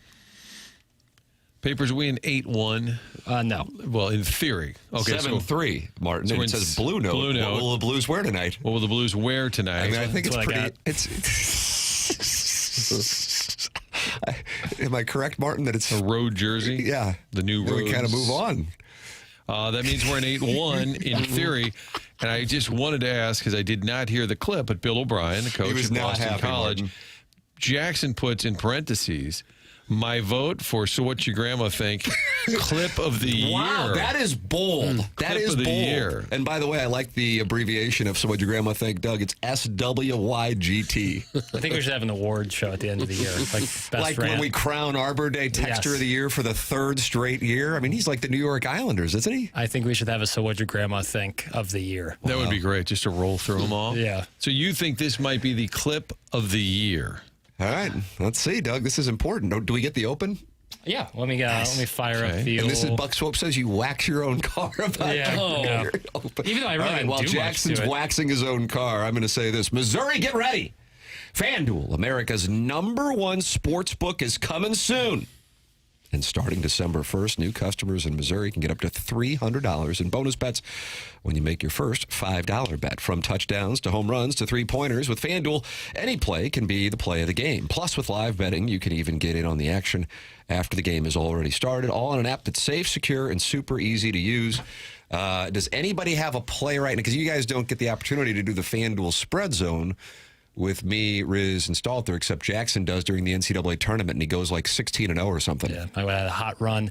Well, you know your what do you call it, Hoop Rock? I do know Hoop Rock. Auburn, 6.5. New coach bounce. I think that Vanderbilt offensive line is susceptible. 6.5, maybe by the hook. But I kind of like Auburn covering that point spread. Down in Nashville. You're Again, shorting the Diego Pavia Heisman stock? New coach bounce. And yeah, I think Vandy's O-line is very, very susceptible. And we've seen, if you're a Missouri fan, Auburn's D-line up close, and they can play. You know, they So lost. you think this will be they'll get a safety and the final will be 2-0?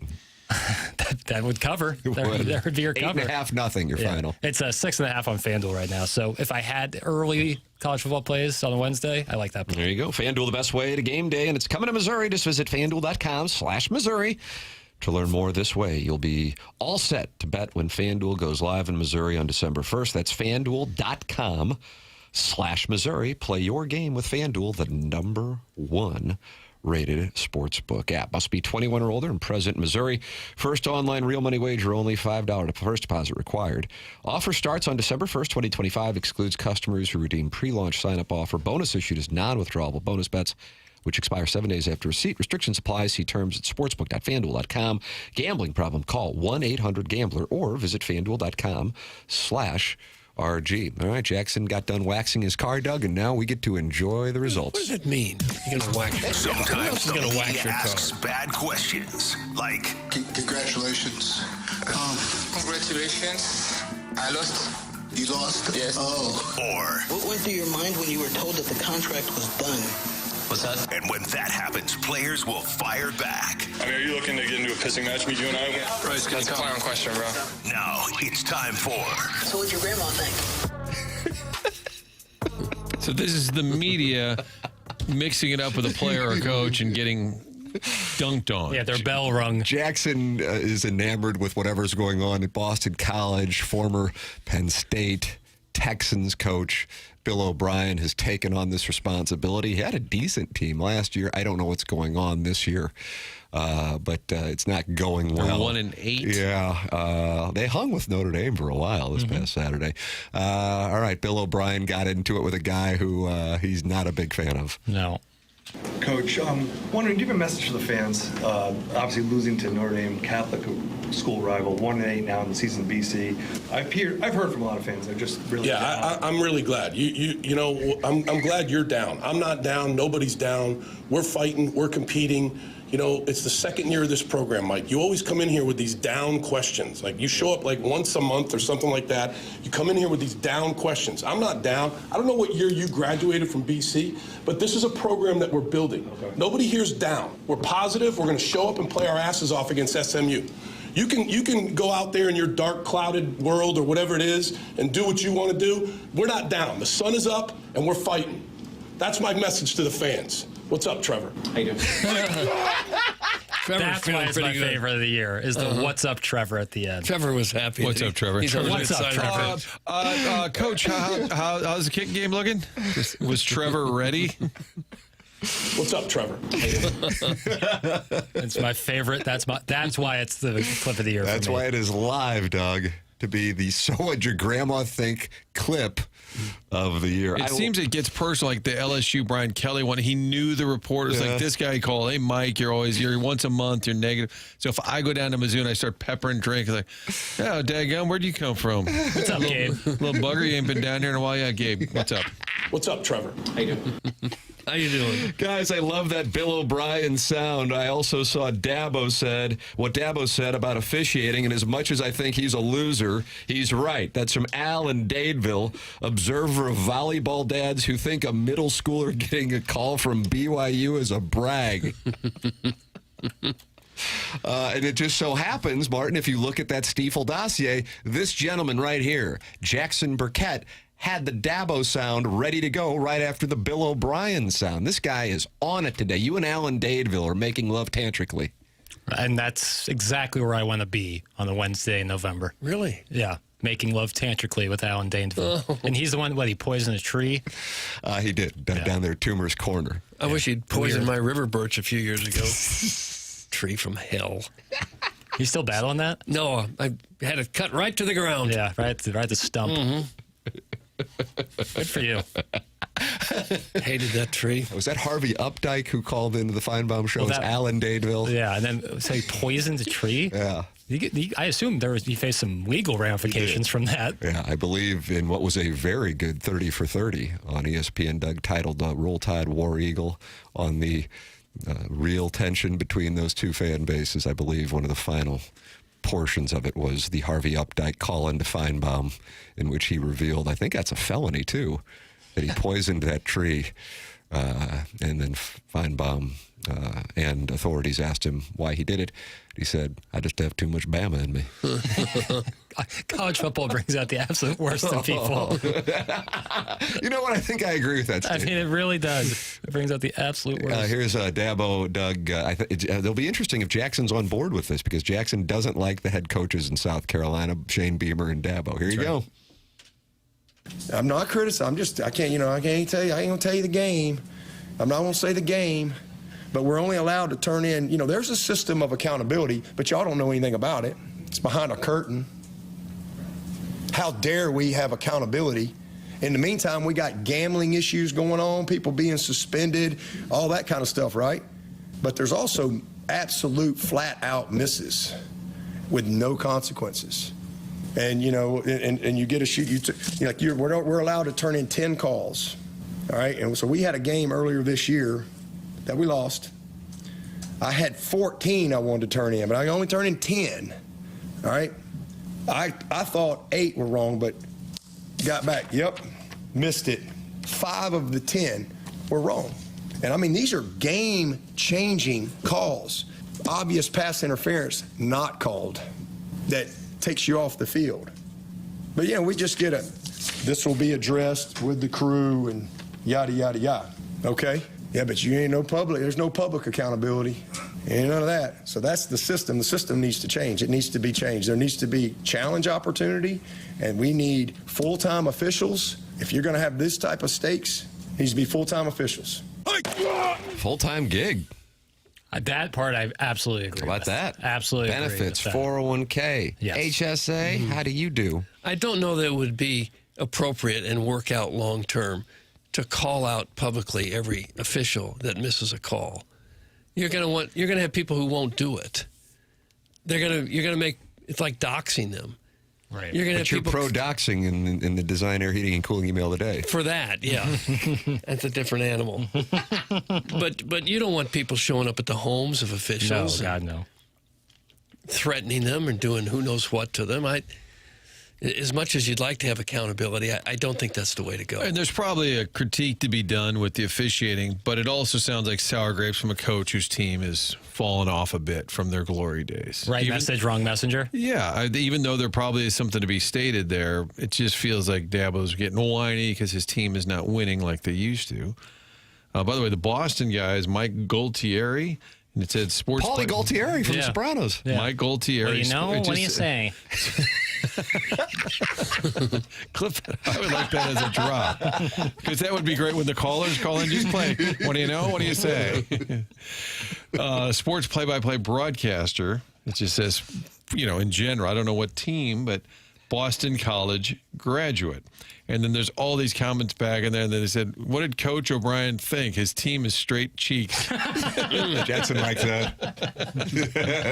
They are. They're dreadful. That guy was coaching the Texans like 3 years ago. Straight cheeks. 3 or 4 years ago. And now the Texans would always be the wild card team, and they would always play the Saturday night ESPN wild card game. Now that is true. Letting CBS have a lesser matchup like Chiefs and Bills. Now he's in Chestnut Hill arguing with Paulie Walnuts. Paulie Walnuts. Straight cheeks. Guys, I am a Boston College alum, and in our WhatsApp chat, "What's up, Trevor?" has become our new rally cry for sure. So the Boston College alums love "What's up, Trevor?" What's up, Trevor? How you doing? Who is this Trevor? Why is he chirping? And what did Trevor say? But that was clear. That's the coach. They're in charge. They're the bullies at the pulpit. In other words, I'm done with you, Mike. I got to make it so clear. What's up, Trevor? And What's up, Trevor? I didn't even have my hand up, Coach. That's okay. What do you got? You answered my question. So I'd say. Any New Year's resolutions? What's up, Trevor? The program's called The Morning After. It is presented to you by Brown and Crouppen here on 101 ESPN and in the TMA STL YouTube. I'm going to head into that TMA STL YouTube chat and talk it over with the friends of the Feathered Dome. Why don't you get in there with me? We'll do it in the commercial break. Okay. We'll talk it over. All right, good. Brown and Crouppen, presenting sponsor of this program.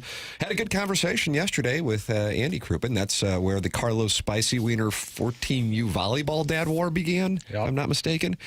Brown and Crouppen is online at brownandcrouppen.com, and we have Andy Crouppen, Terry Crouppen, and Ed Herman in studio, and Brody Herman, because they are local. And if you're in a spot where you need a personal injury attorney, you want somebody who knows the local legal environment. That matters. Brown and Crouppen is local, founded in St. Louis in 1979 and still here. They built brand new offices on the Hill just a couple years ago. 314-222-2222. That's 314-222-2222, or go online at brownandcrouppen.com. Longtime presenting sponsor of The Morning After, and they are on board with the program for 2026, and we are grateful for their support, and we just ask that you support the sponsors. That's the name of the game on the program. It's Brown and Crouppen, online at brownandcrouppen.com. Remember, the choice of an attorney is an important decision and should not be based solely on advertisements. Doug, you'll be happy to hear that Mad Dog is furious with the World Series broadcaster. I mean, furious. And we have that for you coming up. We have Jeremy Rutherford coming up in studio taking your two-part questions as the Blues. There's some optimism now. Beat the Oilers, back-to-back games against the Caps and the Sabres, then a 4-game home streak. Doug, let's get these 4 points on the road, and now we got people buzzing for the Joey Vitale conversation on Friday, presented to you by Schaefer Door Company. It's all happening. Here we go, Jackson. Got Missouri playing SEMO, and then you go to see Missouri play A&M on Saturday. It's all happening. Here we go. Let's go. The Cardinal free agent bonanza. That's coming your way. You think there's a chance they'll sign anybody to a significant contract? Probably a 38-year-old who used to pitch for the Pirates to eat some innings. At about $25 million a year. Right. Got that coming. It's all happening.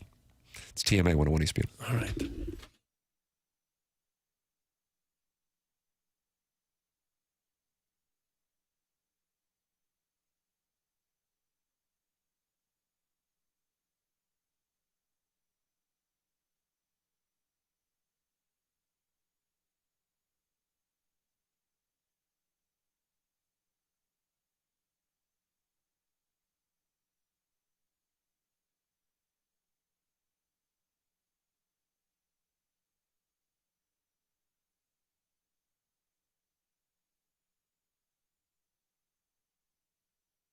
AutoLoanPro.com. That's the website. In the market for a new vehicle and you're not sure what you can get approved for, depending on your circumstance, situation, doesn't matter. Auto Loan Pro gets you into that new vehicle. They'll do it with little to no money down, get you a great rate as well. And they know that large purchase gets a little complicated. All you need to know is to work with the pro. Auto Loan Pro. They'll help you get the car, help you get on track to do that by putting out this free playbook, which explains the credit industry. So you read the playbook, get online, buy the car. They work with over 50 different lenders, so they're able to get you the very best rate possible.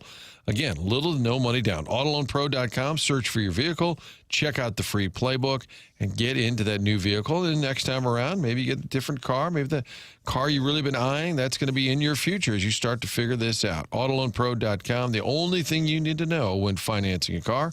AutoLoan Pro is part of the Lita family.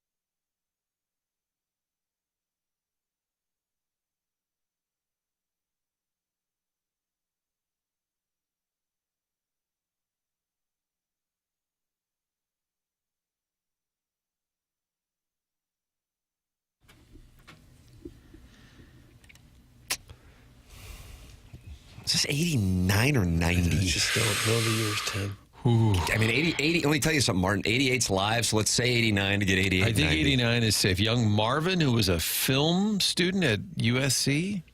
This was 1989. Shipped it.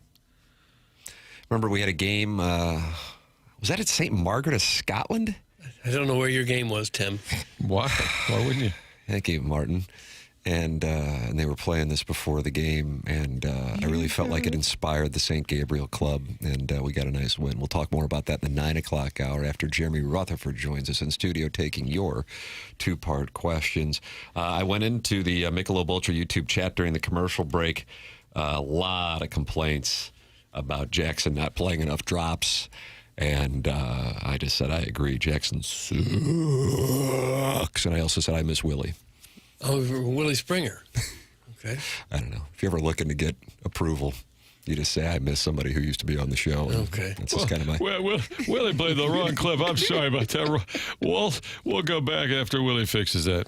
Let me ask the Plowmaster this. About the Plowhawk. Joe Strauss responding to the Plowhawk after being on hold and listening to a take gone bad. That's what I think that was. It was like playing a game. Let me ask the Plowhawk this, which clearly Strauss was annoyed. Now, good luck.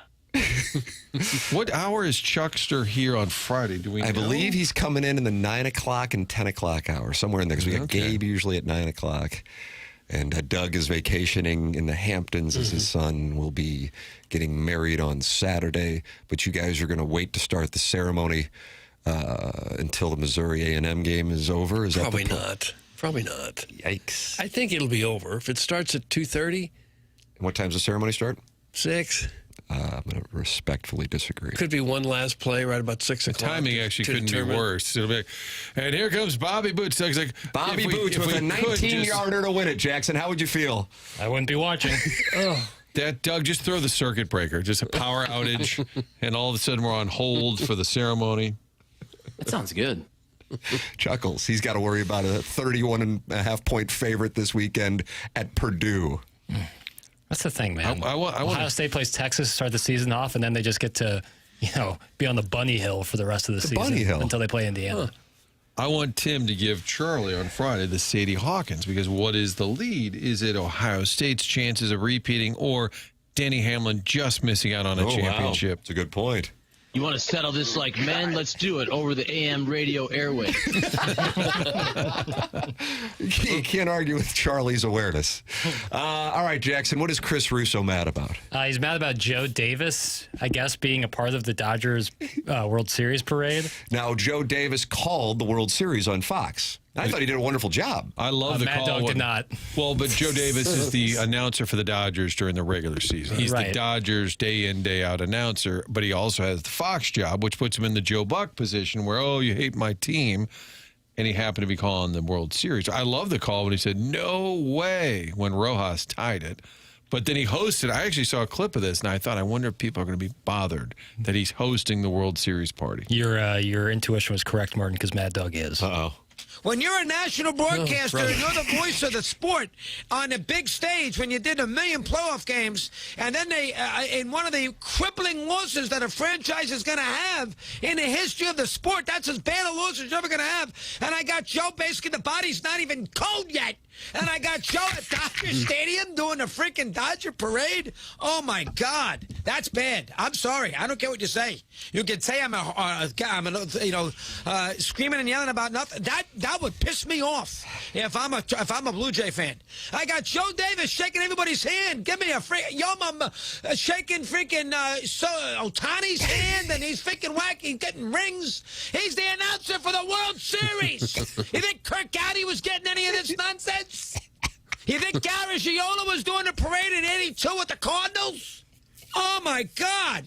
And he's got the trophy right there. God, if you're a Blue Jay fan, you're vomiting right now. That is bad. I don't care what you say. That is, you could say I'm being hard. That's ridiculous, Chris. What's the big deal? He does the games. Nonsense. He's the voice of the World Series. He's supposed to be right down the middle. Obviously, he's rooting his ass off for the Dodgers in the World Series. And everybody who I spoke to hated the idea. They sensed he was rooting for the Dodgers throughout the World Series. And his call at the end was ridiculous. You got to be a champion and not whatever he said. said about knocking a defending champion out, and then he's waxing poetic about Kershaw at the end of the game that nobody in America cared about.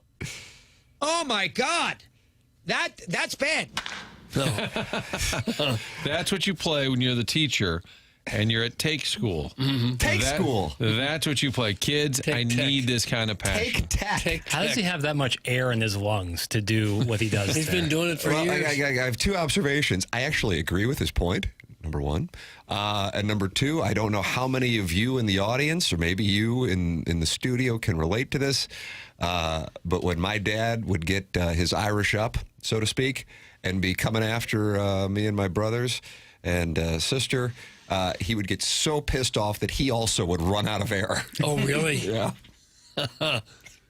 You can get a CPAP mask for that. While you're yelling at the children? Yeah, let me get a hit of oxygen in here. Nonsense!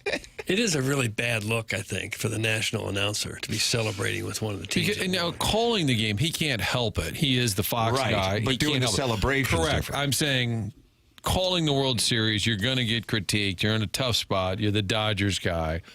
But you probably don't want to bring any further scrutiny. So just say, yeah, that's fine. Have Rick Monday do it, or Charlie Steiner, or whatever.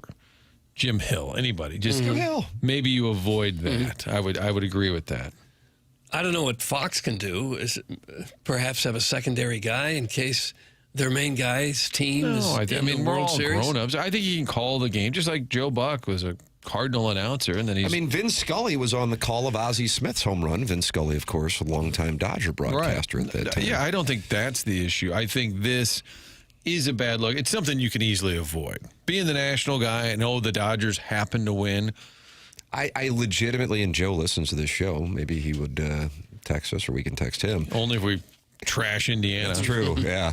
Well, he would, you know what, Joe would never say, actually. It's kind of like when you were posing some things to, people aren't going to say, and I get it, but publicly. But, if you were in a spot where you were asked in 2006 or 2011 to host the Cardinal World Series parade, I think he probably would have said, no, number one, he's probably calling football, but I think you would probably say, yeah, that probably isn't the right thing. Or Fox would say, yeah, we don't want you doing that. And I totally get it, by the way. But you're right, Martin.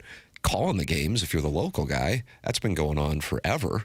And Joe did do that, but I just remember because I happen to be showing some clips to my older son and Ozzy's home run against the Dodgers in Game 5, the Go Crazy folks. That, of course, was the KMOX radio call, but the television call was done by Vin Scully, who was the Dodgers broadcaster forever, going back to Brooklyn.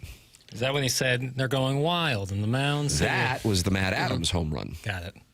Yeah. I don't know if Vince Scully celebrated Dodger championships or not. If you do it, can you maybe he was on the call of Kirk Gibson's home I was run. going to say there's another example, Kirk Gibson, yes. But maybe and Jack Buck privately? again on the radio on the national side. Like if you went to the a Dodgers party or something, not public, but something like that, it'd be one thing, but being out there on camera maybe is the issue. Yeah, like officially hosting. Right. Because you look as if you're part of the Dodger family, which he is. That is his job. But you probably don't want to remind folks, hey, I just called the World Series. I mean, is it egregious? No. But you probably want to avoid that because Mad Dog's not going to be happy. Right. I liked when he said, people are going to say I'm just yelling and stuff. And I'm like, they've been saying that for years. I enjoy the fact Mad Dog is clearly unscripted. He's just mad. He's just going to let it out. Spicy so, Doug? Do you say so or sow? I don't know.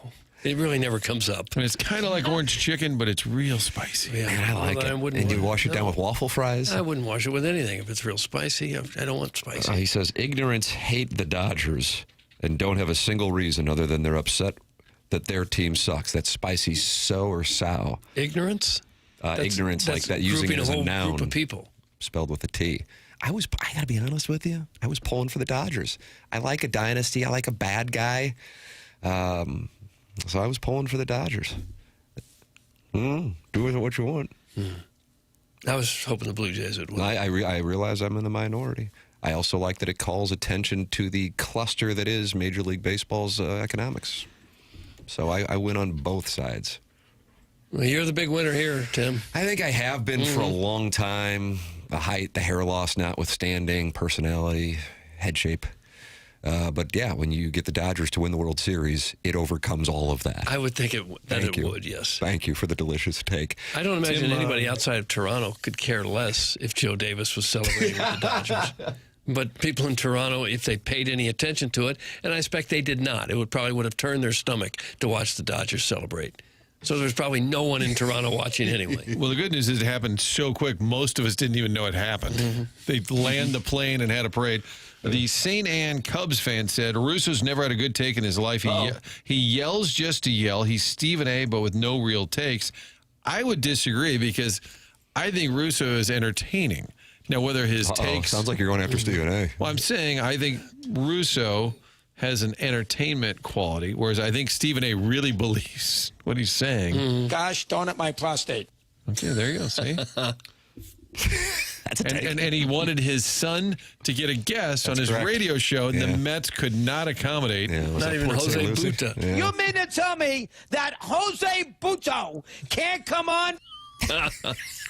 Now, is that a bad look, Chris, when you're defending your son's inability to get on radio? I have to tell you. I think that's a little bit of a rough. Yeah, I think that's a bad look. Yeah, that's rough. I don't know if it's the same as a World Series trophy. But You mean to tell me that Tyler McGill can't come on for he might be in Syracuse to start the year? There it is. That's what happened with my dad. He'd get all worked up, and then he'd lose air. Was he frothing at the mouth? Oh, you better believe it. There'd be Bush beer just like splashing everywhere. If you were pulling for the Dodgers, you're pulling for a strike in baseball in a year. That's some Huckleberry Finn. Huckleberry Finn, that's a tight read. That's exactly what I want, brother. I want a work stoppage, and I want this thing remedied. You're damn right. That's a tight read. Then what will this show talk about? One-hit wonders? Fries. Fries. Mount Rushmore of fries. When I first heard Russo, I thought, this is the most obnoxious guy in all of broadcasting. I can't stand him. And then the more I hear of him, the more I like him. Because he is truly entertaining. Well, that's what I'm saying. The take that he's worse than Stephen A. I just think I don't find Stephen A. all that entertaining. I realize I must be in the minority because he's on every show, every second, every hour, in every realm. But I think Russo, he kind of makes me laugh. He's just... Stephen A's even on a soap opera. What soap opera? I didn't even know there were soap operas we anymore. had a woman call in about that. Bold and the Beautiful? You're right General about Hospital, that. maybe? Is that the Baldwin Beer Bitch you called in? I think it was Baldwin Beer Bitch, Baldwin Beer Bitch call in. Yeah, I think he was on. He's a huge General Hospital or Days of Our Lives fan. And Is Days of Our Lives still going? I think so. Is Marlena still on it, Doug? Deidre Hall? You guys want to take a guess on the number of Days of Our Lives episodes? Ooh. That's a nice question. Let's see, there's probably 250 or 60 a year, something like that. I'm going to say 12,500. 12,501. It looks like in December of 2024, they celebrated their 15,000th episode. Gosh. We're a pretty nice ballpark. 15,000 episodes, December 2nd, 2024. It was renewed in July of 2025, so I guess they'll try for 20. Can you Wouldn't imagine? you think the writers would get tired after a while? Oh, my... I can't think of anything else. People's writers' grandsons are now writing for that damn show. Yeah. It first aired in 1965. Is that the one Stephen A. was on? I'm not sure. I think it was... We're waiting for the Baldwin Beer Bitch to It might have been in. General Hospital. Because I saw him on there once. I don't know what the TV was on in the background. I said, my God, that's Stephen A. on a soap opera. General Hospital, also 15,000. So he's going to be president. He's going to be on ESPN, omnipresent. Sits and next he's to also Jerry Jones and yeah. at the games there. Gets up after the turnover. So, no, that's enough for me. Plays solitaire in the NBA Finals. Yeah. Which is now an ad. He's pitching some solitaire game. Brutal. Tim, it was not the Baldwin Beer Bitch. It was some random gal. That's what I thought, too. I thought it was some... But well, so many women listen to this show. That's the thing is, we have so many women callers, so it's hard to keep them all straight. Exactly and right. most of them talk about soap operas. Yeah. It's the way we want it. So why are soap operas like they look the way they do? They look like... What does that mean? It's Right? the way they're Shot in shot. the TV studio, just like local news. Hurry up. It looks Move like along, it read the looks so prompter. weird. It looks like you're watching on your phone. Yeah. Like something like the motion blur or something's weird. I don't know. I'm not into them personally. Doug, my wife calls me John Black sometimes when she thinks I'm being dramatic. That's from Stepdad Gary. Okay. Is that when people would say they used to? I'm watching my stories. Is watching Yeah. soap operas? Yeah. John Black, his love interest was Deidre Hall, right? That's correct. Okay. But eventually, spoiler alert, it was found out that he was Roman Brady. Am I correct on that? You know, actors would come and go on those shows. And so they would have to, like, be in a coma for a while and then come out with plastic surgery and then look like the new actor. That happened with Lisa Rinna and Krista Allen. Krista Allen, of course, known for being in the elevator with Jim Carrey in Liar Liar, 1996, right? Was Swoosie Kurtz in that? Was she the plaintiff's attorney? I just don't know. And of course, Emmanuel in Space. You guys, most famous person to come from a soap opera? Initials, please. What? Well, I don't know. What's the gauge? Like, got their start on a soap opera. And then became a big star. Yeah, major Kelly star. Ripa? There's one guy. I was hoping bigger than that. One guy here might be a true son.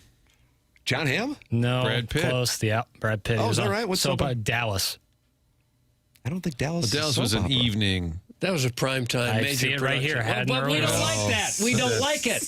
Viola Davis, General Hospital. All right. Demi Moore, Did General you just Hospital. move on from the Brad Pitt?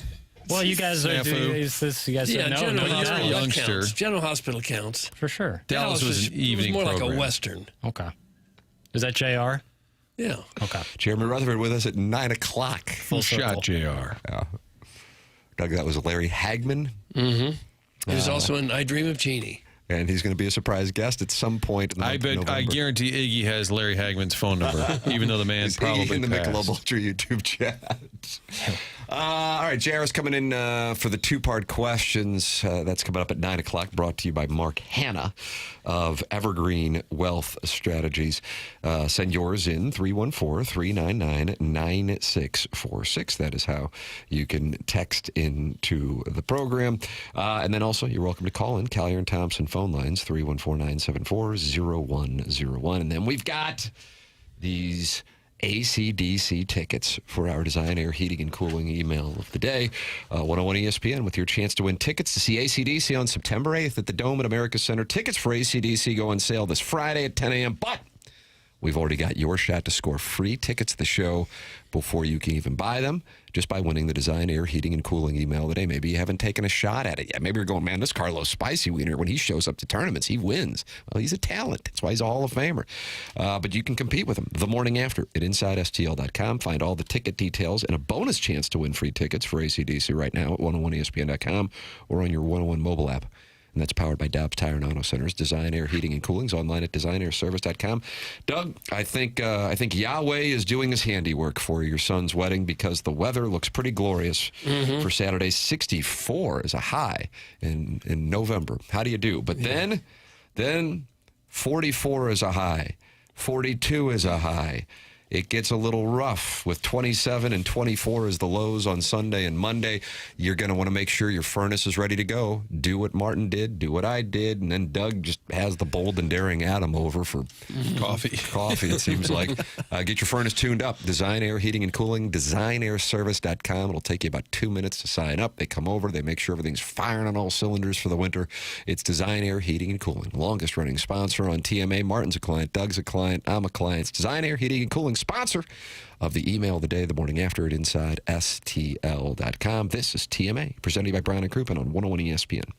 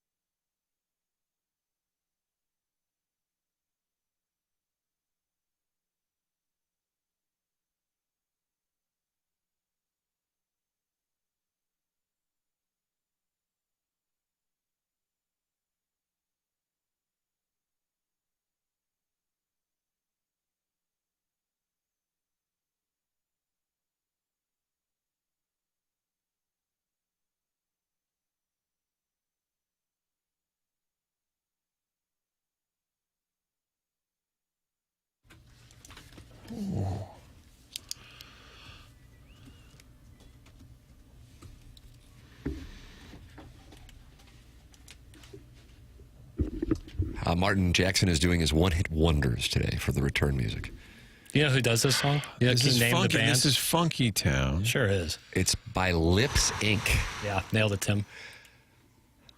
What year would this be? It's outside of Tim's range. The official policy is if it's 1982 and after, I am infallible like the Pope.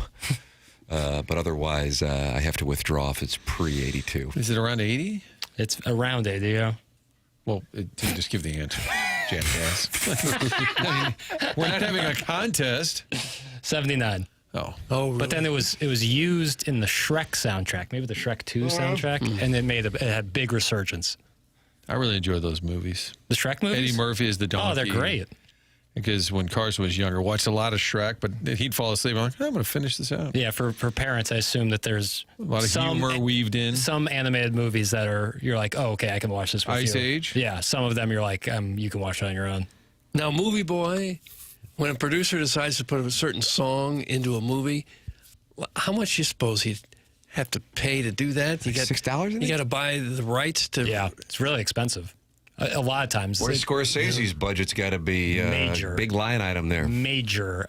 Famously, Tarantino for Reservoir Dogs had that Stuck in the Middle with You song when, spoiler alert, Michael Madsen slices that cop's ear off. No! Juxtaposing the tough scene you're seeing on the screen with the happy music, and he used like half the budget that he had for the movie on getting that one song. But you think it was worth it? Yeah, I mean, it's the most famous scene in that movie. So it would cost in the millions to be able to. For some, I know like Zeppelin charges a ton for. And that's just Jimmy Page driving a hard bargain, right? Stones, I think, also charge. Which I mean, Scorsese uses "Gimme Shelter" a lot. It's interesting. You don't like British people along with Irish people. You got a real UK thing going over there, huh? Yeah. I loved Brexit. Where are you stationed? Paris? I loved Brexit. By the way, an earlier texter was talking about Movie Boy, and they called into question one where you were walking breathlessly around and recording it. Yeah, I did the long walk while on the long walk. Oh, that's Isn't that what like the Arkansas beat writer does after the Hogs lose on Saturdays? He walks around his neighborhood complaining. Oh yeah, one time, poor Brendan. Walk and talk. One time, poor Brendan Schaefer was doing that after a Cardinal game, and someone shot an airsoft gun all around him. Oh god, that was before Drinkwitz attacked him on Twitter. I think that might have been the same fall. Someone was shooting at him with the airsoft gun. They hit him? I don't think so, but he went. He was live. It was tough. I do have a pet peeve of why all videos that people record have to be walking. Political pundits, sports guys. Oh, is that right? They walk and I talk. didn't know this. Oh, it's a big thing. They all, and I'm like, just stand still. Jackson, did Bill Simmons start that? I don't know if he started it, but he certainly championed it. They're walking and talking for no reason. It's not, hey, I'm going to show you over here where the damage was from the fire. They're just walking. Here's what I like about this midterm. Yeah, that's the thing, is being out of breath is really tough, especially when you're on like headphones that have like a mic on them. They're picking up every heavy breath that you have. But where are you going? You don't need to walk and maybe talk. it makes them look like they're busy. I guess. I got so much to do. I don't have the time to stop to talk to you, but I'm gonna do an emergency pod. Yeah, I see a lot in politics. Yeah. Yeah. Have you ever cut an emergency pod? I have not. Emergency hot takes. Maybe I should start. I wouldn't mind it. I know we want people to call in the Callier and Thompson phone lines. And Callier and Thompson just re-upped for another year here on TMA as the sponsor of the phone lines. Callier and Thompson, welcome aboard for another year to Bob and Carolyn and everybody over there at Callier and Thompson. They never distance themselves from the actual callers, even though they sponsor the phone line. I think Pestis is what put them over the top. Yeah. Could be. Well, they would go work on Pestis' house or anyone in the St. Louis area. In fact, they've been doing that since the 1950s. Just a fantastic company. If you're in your house and you're thinking, boy, the place looks old and tired and dated, check out Callier and Thompson. You're going to be really impressed by some of the work that they've done. Their website is collierandthompson.com. You can go on there, look at some of the before and after pictures of what they've done to kitchens and bathrooms and basements and any area of your house that you can think of that needs a little pick-me-up. Collier & Thompson is right there to do it. And the best thing about them is these are people you can trust, and they care. Hard to know who you can trust to be in your home, who's going to be there to back up their work. Collier & Thompson stands behind absolutely every job that they do. During the process, they are always available for you. You want to make some changes, no problem. They'll do that. They also have a great paint department. If you don't want to paint your house, but it needs it, Collier & Thompson can handle that as well. Bob Strade, Carolyn Beard, we do appreciate their support of this program, and you're going to appreciate what they can do for your home. Collier & Thompson on Manchester and Baldwin, next to Uncle Bill's Pancake House. Come home to quality online at collierandthompson.com. With regard to the walking, you never saw Herb Humphreys or John Auble walking and talking during one of their interviews or on their scenes reporting. It's from the 314. Martin, you worked with John Auble. Doug, you worked with Herb Humphreys. I did. Got it covered night side. More cowboy hat. Herb might have been out of breath walking. Auble walking would have been kind of fun. Where is he headed? Why is that live shot near a bar? Like, I don't know. And they both had kind of the trench coat vibe. Old school reporter. Like, you could just almost picture the old school news reporter. You could almost picture right before coming to you in 30, you go almost, and then polishing off the dart. And then flicking into the ground. Yeah, that's right. The latest down here, what I've been told by authorities, and then as soon as it's over, nailed that live shot. The Two Fox is more prestigious than getting a PhD. Charlie Marlowe, artificial intelligence. I see some women on Twitter doing walking bets for some reason. That's from Nordique, a hockey elephant. Jackson, what is this? Walking bets? Like here's what I like today while walking? Like giving takes on games? Yeah, is that right? I've never seen that. I've honestly never seen that. You know, I only follow one tout. So that's right, and that's Bear Down. Bear Down, so I don't really look around for other plays, but I'll keep an eye on. We had a consultant at Channel 4 once tell us that we needed to do walking stand-ups. That was a big thing. Don't just stand there. And it didn't matter where you were. Right. If you're at Kirkwood High School doing it on the team, your stand-up would be walking towards the camera. Looking so busy. Victory! Yeah! Maybe we need to walk as we do this program. I wouldn't mind it. I'm in. Like that sounds like a remote. How far do you think we get? If we started right here at 7, and we're going to do this till 11, except the onboarding guy. You mean Martin, you're the onboarding guy? Who wants that name in the text inbox? How far do you think could we walk downtown in 4 hours? Think we get to the Arch in 4 hours? Like a headset broadcast. Oh. I don't think we get to the Arch. No, I don't think so either. I don't even know if we get to the city. That's a good question there. We'd get to the city. I think so. I don't think we get to the Arch. That's my play. Okay, well, it's walking how many miles in an hour? About Probably you walk about 3 miles an hour, right? Yeah, 2 or 3 miles an hour. So a 4-hour show, you're getting 10 to 12 miles. Yeah. What's the Arch from here? Probably 18 to 20. I was going to say 20. Yeah. 20. That's a little high, but I'm going to look it up. We can walk to St. Gabriel's, though, probably. Yeah, that should be our spot. Well, yeah, or the zoo, maybe. I would rather see the banners than the animals. Okay. Unless it's a gerbil. I like the hippos. We're going to walk to St. Gabe's. You ever look at the hippos at the zoo? They're scary animals. I'm not sure I've seen the hippos there. Really? Big ass water? Well, I know what a hippo is, yes. Well, I'm not sure I've seen it at the zoo. I didn't have doubts that you knew about the hippopotamus, but they have a really big tank for them, and it's cool. You can see them both underwater and above water. Right.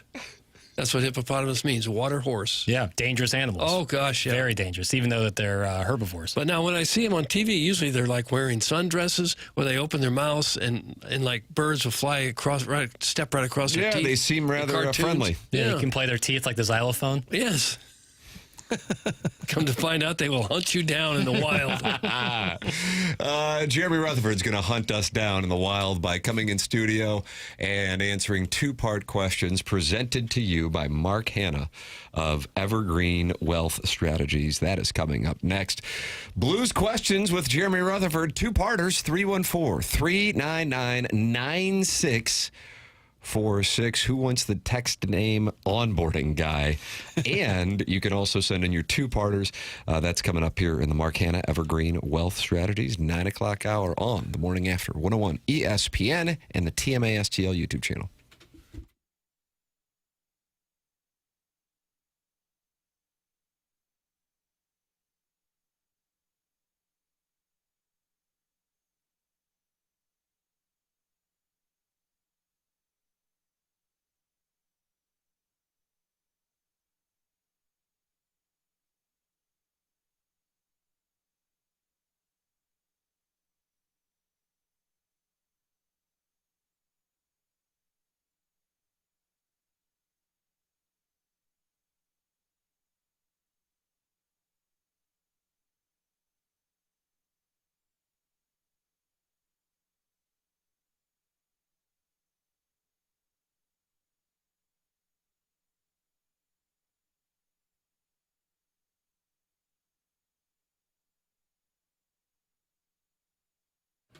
Village Bar, the place to hang out for watching sports, just getting together with friends, lunch, dinner, happy hour. Such a great spot there in De Pere with a rich history there is the old general store. Village Bar is awesome because of the cheeseburger and fries, but did you know that barn out back is home to 1879 Distilling? In the last couple of years, they have been brewing up these premium brands of spirits, small batches that are winning big awards around the region. We're talking about premium brands of vodka, the 1879 rye, 1879 bourbon. Ask for it by name around town. It's starting to pick up some steam because people have made it a choice there that it's different. When you order a drink, make sure you get the spirit of your choice. 1879distilling.com. That's the website where you can read more about their history here, why they decided to start this in the first place. St. Louis's rich history when it comes to small batch spirits. You can taste the difference there. And again, the website will tell you the full story. Ask for it at the grocery store, at the restaurant. Hey, do you carry 1879? So you're going to be rolling up to the Village Bar today, tomorrow, this weekend. When you're there, sample 1879, the different products that they have. Vodkas, ryes, bourbons. There is a difference. You'll taste it. 1879 Distilling, St. Louis, Missouri.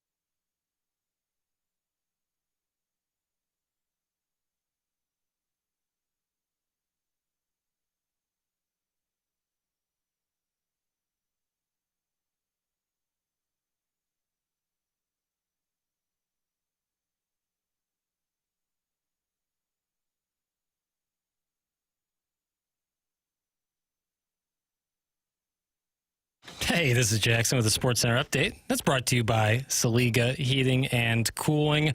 The Raptors defend the North as they defeat the Bucks last night, 128-100. Scotty Barnes with a nice little 23-point effort over Milwaukee. That was another Sports Center update brought to you by Saliga Heating and Cooling, a Daikin heating and air conditioning dealer.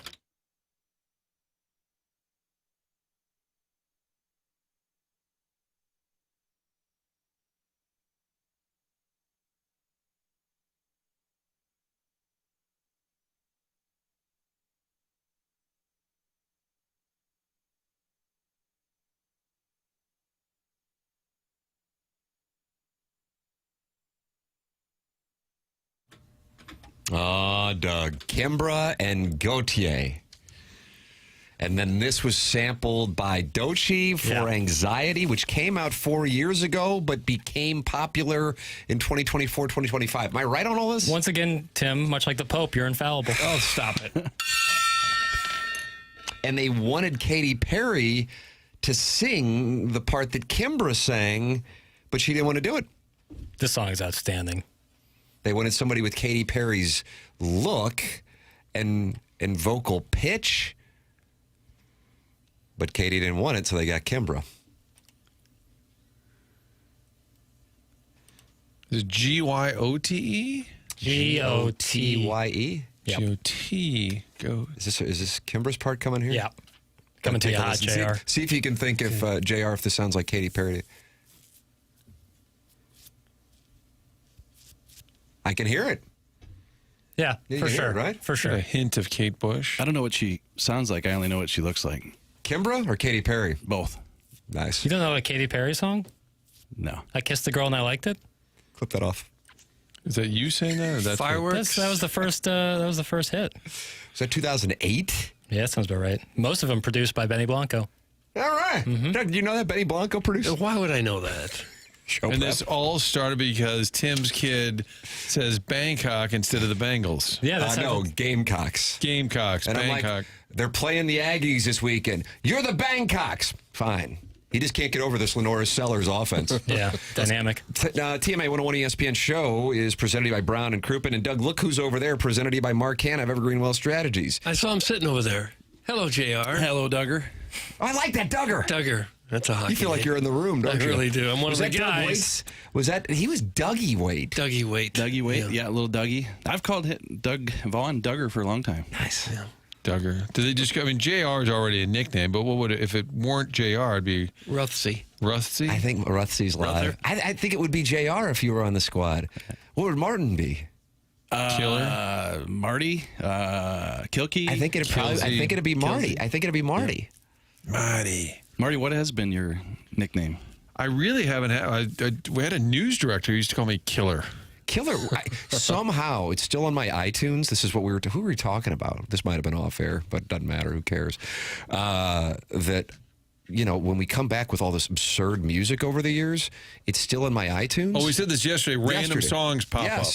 And so I'm driving along yesterday, Martin, and Ask Tony comes up with me and you and the cat. It's on your playlist? And it's on my playlist, and it's like, Home of the Killer, the Cat, and T-Mac, 590 The Fan, KFNS. Yeah, Big League trying to give us nicknames when nobody called us Killer and T-Mac. The cat, though, stuck. Imagine something they didn't work. I think. Look at you. You said it, not us. Morning After. Tim McKernan. Tim McKernan, out of town voice guy, cutting audio. But the cat, I think the first big step was when Joe Buck agreed on this show to do it on the broadcast, and he's up in the booth with Al. He's like, all right, let's send it down to Jim Hayes, and Jim does the report. He goes, all right, thanks, the cat. And that was the first. It poured gasoline on the fire, Martin. First bold step. JR, let me tell you something. The fans are feeling good now. It just took one win. They want to believe, and now they believe. How about that? We have something to talk about this week. Yeah, with a win. Yeah, you never won. You know, as a fan, obviously you never won it. But even in the media, I think outsiders, you can't have a situation where you're losing 3 and 4 weeks in a row, 8, 9, 10 games, because it just puts everyone and everything around the organization into just the state of shock. And so it was a big win the other night. They came back and did some things well. We got a piece up at The Athletic today that says the analytics behind the scenes have been looking pretty good lately, and it was going to turn at some point, and they got it to turn. I thought it was intriguing in his post-game comments following the Monday win against the Oilers that Jim Montgomery cited those very analytics. Yeah, and it's becoming a little more common with some of the coaches, especially, and I don't say this in regard to the Blues situation, but just coaches around the league. When the W's aren't coming, they kind of point to the analytics to show that things are going well. And not to nerd out, but just real quick, it's expected goals for, and I realize people, don't like that stat because, hey, if you're going to score a goal, you're going to score it. You don't expect to score it, right, Doug? Right. Oh, gosh, yeah. But the Blues, 6th in the league in expected goals, which means they're creating shot quality. And we saw that the other night in that win over Edmonton. It's just they're not converting. They're 19th in goals. So 6th best quality, but 19th converted. So they finally converted. They get back in that game, tie it up, and win it. So anyway, like the coaches say, it turns sometimes, and it did for the Blues. JR, I only have a one-parter, and I apologize. Do you think when they called up Dvorsky, it was meant to be just kind of a few games here, or did they think longer run because Neighbors is out? And I'm just wondering, does it change if he plays well? Do you think they expected him to stick around? Yeah, I think they called him up with the intent that, hey, Jake's going to be out. We need a skilled guy to come up. Let's give him a shot. Let's see what he can do. I don't think it was at all he's just going to play a couple games and go back. I think it was a let's see. And now it's only a few games, but I think now you look at the situation that you can't send him back. This is a guy that is really helping this team right now. If he can be a dynamic offensive threat, you have to keep him up, don't you? Absolutely have to, yeah. And sometimes they look at the situation that the team's in. Do you want to bring him into this environment, with the losing, and can you support him? But you look at it with him playing with Holloway and Sundqvist the other night. I mean, it couldn't be a better situation. Two guys work hard around him and play well. So I think he's in a great situation. He's performing. And I just see a different Dalibor Dvorsky. He came up, he looked a little timid, the past couple times. But I think this time he knows that he can go in and help this team. All right, we got two-part questions. JR comes in. He's brought to you by Mark Hanna of Evergreen Wealth Strategies. Mark's number is 314-889-0503, or go online at evergreen-ws.com. He is a wonderful gentleman and is a longtime sponsor of both TMA and the Tim McKernan Show podcast. I think the world of him, and I also think it is incredibly important to have a financial advisor. Certainly when you are a young person, to make sure you have an idea of the importance of just setting something aside, even if it's only like $25 a month, just to get in that habit of knowing what you're making, knowing what you're spending, and beginning to take advantage of compound interest. Mark Hanna is a wonderful person who customizes plans to the individual. 314-889-0503. You'll feel better about your financial situation just by making that phone call and talking to somebody as kind as Mark Hanna. He's online at evergreen-ws.com. Harrison's brother Master leads us off, JR, because that's a tradition. It's like Calvin May leading off Tony La Russa. He was banned, Doug. Are you allowing it for JR? He's got a 50% tariff. I know that. I hate to waive it. Let's see what he's got to say. Face severe consequences. You can probably guess who it's about. Yeah, let me guess. 25? Yeah, that's a nice 25. Read. Greetings, JR. Weekly Jordan Cairo discussion. A tale as old as time. Gets pulled aside at practice. 0 points since. On pace for 25 and 25 for 50 points. Oh, and another dash 38. Reminder, Doug Armstrong did not trade him when he had the chance. That's Harrison's brother Master. Yeah, the one thing great about coming in and doing this show is I don't have to do the math. Harrison always provides the season projections, 25 goals on the season. Look, I think that he's had some games where he's played well. I think that he's put up some points. I think big picture, like we know from Jim Montgomery chatting with him, and he only played 15 minutes the other night. He hasn't played to the level that they need him to play, and he's not the only one. Pavel Buchnevich, and Marty, I agree with you, probably doesn't take as much as he should. He's right in there too, and you had Thomas out for 4 games, and these guys did not step up. Now you got Thomas back, and the first game back, he plays really well. So, this team, if they're going to have any chance of climbing out of this early season hole, Buchnevich and Kyrou both got to be there. And, it sounds like Harrison each week, we're only focused on the one guy. Question number 1 from Carlos Spicy Wiener. What are the odds Kyrou is a Blue this entire season? And question number 2, my 3-year-old who doesn't even know how to skate started hitting a foam hockey puck in a mini net after watching D2 Mighty Ducks. Can you work some magic and get some scouts over to my house, as we clearly have something special here that the world, or at least my social media circle, needs to know about? They're recruiting at 13 for boys volleyball. Figure they do it sooner for a full contact major sport. Carlos Spicy Winner is unrelenting on the volleyball, Dad. There it is, JR. 2 questions, and I don't know if you have any connections to get somebody over to see his 3-year-old play. Yeah, there's a couple agents in the St. Louis area. We could get him lined up. And, once he graduates from the foam puck to the rubber puck, I think that'll become a more serious situation in terms of finding that representation. And Kyrou, I think, will he be on the team? I keep going back to this. I believe that there were talks last offseason involving Jordan Kyrou. It didn't make the Blues better in the Blues' eyes, so they didn't make the deal. If they find a deal that makes the Blues better, I think it would likely happen. I think he's not a big problem, actually. If not every player is a two-way player. You're going to score many of your goals on power play type situations, and that's what he does. That's what he is. He's not going to be a guy that checks the other team's top scorer. He's going to be a guy that might get a goal for you, and you just have to have players like that. You're dead right, and I think that's the type of player he is. But do the Blues look into the future and say, when we get into that second and third round of the playoffs, is he a guy that we're okay playing 18 minutes a game, 19 minutes a game, and we think that he's going to be a difference maker? And if they don't think that, then they have to capitalize on what teams around the league think about him and being a 40-goal scorer and being the type of guy that you're saying. But if the Blues want something different when they get into the playoffs, which I think they might, then I think they'd consider it.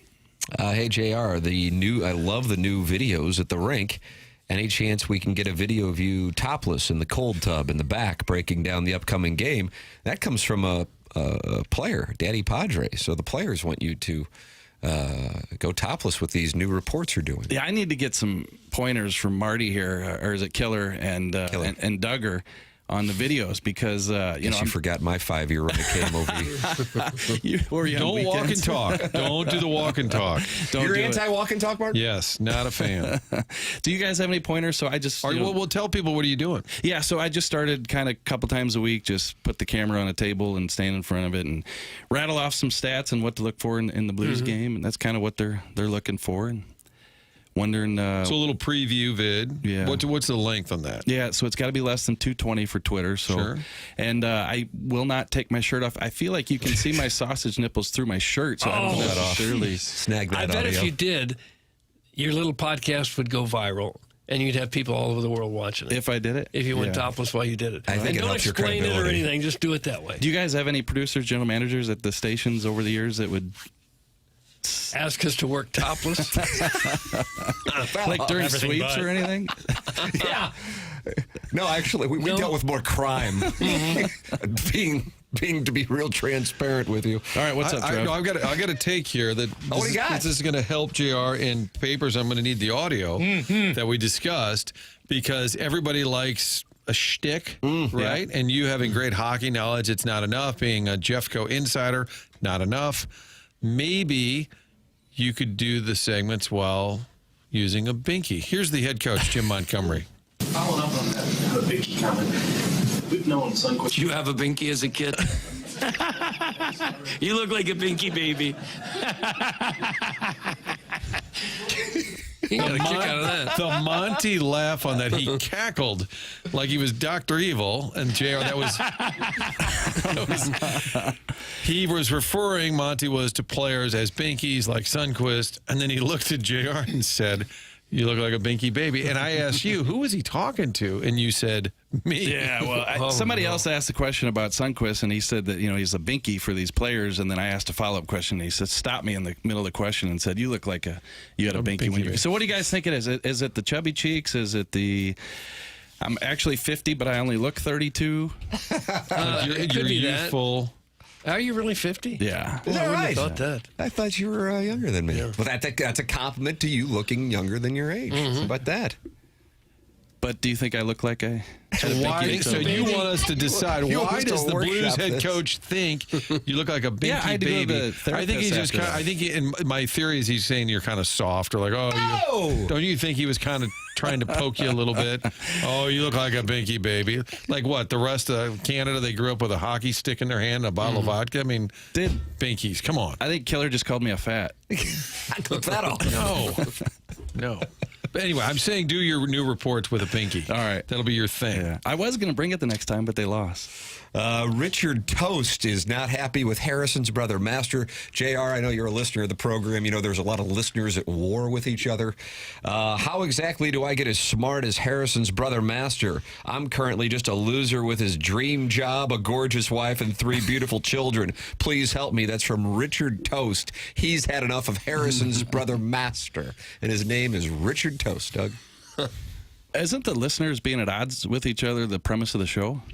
At odds with us or themselves, correct. That's essentially the business model. That's exactly right. JR, the Blues are trying everything to help Lucic make this team. His past style of play plays well in the playoffs. Who's out if he does make the team? Well, I think that, he's, if people didn't see it, he's going to the American Hockey League to get some games. He's been rehabbing for a couple weeks here in St. Louis. There's no timetable, so could he be here in a week, 2 weeks, 3 weeks? We don't know. And when he comes, it depends on A, who's healthy, if you got everybody, and B, anybody performing poorly, maybe they're the ones out. But right now it has to be Texier. I mean, the other night, you had the healthy scratch Nathan Walker. I think he's a guy that they'd like to have in the lineup. But, if Lucic comes up and you pull Texier out and you want to get Lucic in there in some games, that might be hard on Walker's playing time. But right now it's going to be Texier. I saw in the Edmonton game, it was the first time in like 600 games where a team held Draisaitl, McDavid, and Nugent Hopkins without a single shot on goal for any of them. Yep, 623 regular season games that those 3 guys have played together, and the 3 of those guys did not have a shot. I thought the Blues played great D on both those guys, McDavid and Draisaitl, and I wasn't aware that Nugent Hopkins until yesterday didn't have a shot as well. But Thomas came back, played good D on McDavid, and I thought Broberg, guys, if you want to talk about the future of Philip Broberg, he could be a number top pair defenseman playing with Colton Parayko like he is right now. That's what you want to see. What we saw the other night, his defense against Connor McDavid. David was phenomenal. Mark Hanna, who is the sponsor of this segment online at evergreen-ws.com, says, it worked last year. Who on the Blues is next to take his shirt off? Yeah, you had Dylan Holloway ask Zach Bolduc to take his shirt off. Got him traded. They got him traded. Who do you think will be next? Take a listen. I think Jackson's pulling it up right now. Uh-oh, Doug, you don't like when a gentleman starts humming as a delayed tactic. It just seems like it's... Hold on. Hold on. Come on. Okay, well, you'll get there. I always want to say this. Pull the lever. Take your shirt off. There it is. Wow, that was a long build-up. For that. Long build-up. But it paid off. But no. I'm not mad at you. I'm just pointing out it was he looks really mad. No, I'm not mad. Just a long build-up. Jackson, you've made the most comments you like about Marshy and the boys being handsome. Who do you want to see with the shirt off during the interview? Wow, good question, JR turning the tables. The reporters. It'd be funnier. Pew Suitor. I'd like to see. You like his start to the campaign? Yeah, I'd say, that's the best way to get the fans on your side. Do you like a Scandinavian gentleman? Well, I feel like I would do well in Scandinavia. Oh, look at you. Well, I'd fit in. I certainly have that build. I think I have that build. But I'm not really into fish, so the cuisine might be tough.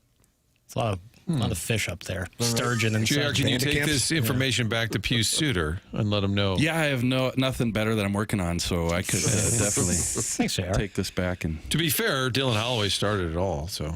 Yeah, he said it. Yeah. You want to hear it again? I got it. Take your shirt off. Yeah, now that we have it, we're going to enjoy it. We're going to max this out. Let's see what we got. Hey, JR, I wish I had sausage nipples. I only have bologna nipples. They're so big, people want to use them as Frisbees. Please help me help someone else. That's from the last MySpace user. There's got to be some sort of surgery out there, like a nipple reducing surgery. Yeah. Cut that off. Well, it's vestigial, isn't it? Like, why do guys have nipples? Yeah. Because we all start out as female. Right, for sure. But that would make, once you are male, they become vestigial. You don't need it anymore. Don't ever use that word around here again. I'm sorry. You don't read enough medical journals. That all. Peer-reviewed and such. Now they're up against Ovechkin. If I could get back to hockey. They're up Jackson, against anything else on nipples? Your world, we're living in it.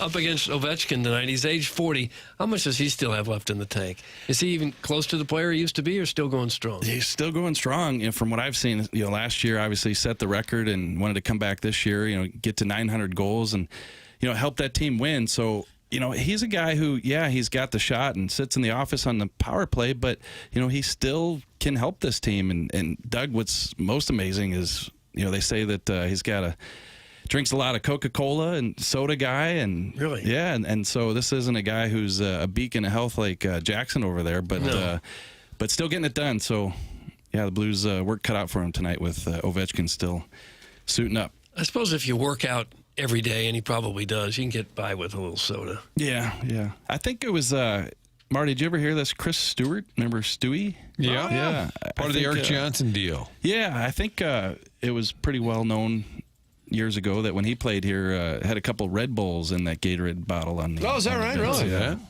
Yeah. He was a good player, and they had Shattenkirk in that deal, too. Yep. Guys, dude, we get it. You work out, guy. Can you show JR a pic of my wife? That's from Ray King. Doug, you want to walk over there and show JR the pic of? I don't have a pic of his wife. He just sent it in. Appears to be about a 28-year-old heavier gentleman with a beard. Okay. At a Blues game? Here he is, JR. I don't know if you can see that far away. You know what? I'll just take a pass on this. Yeah, you don't need to see much.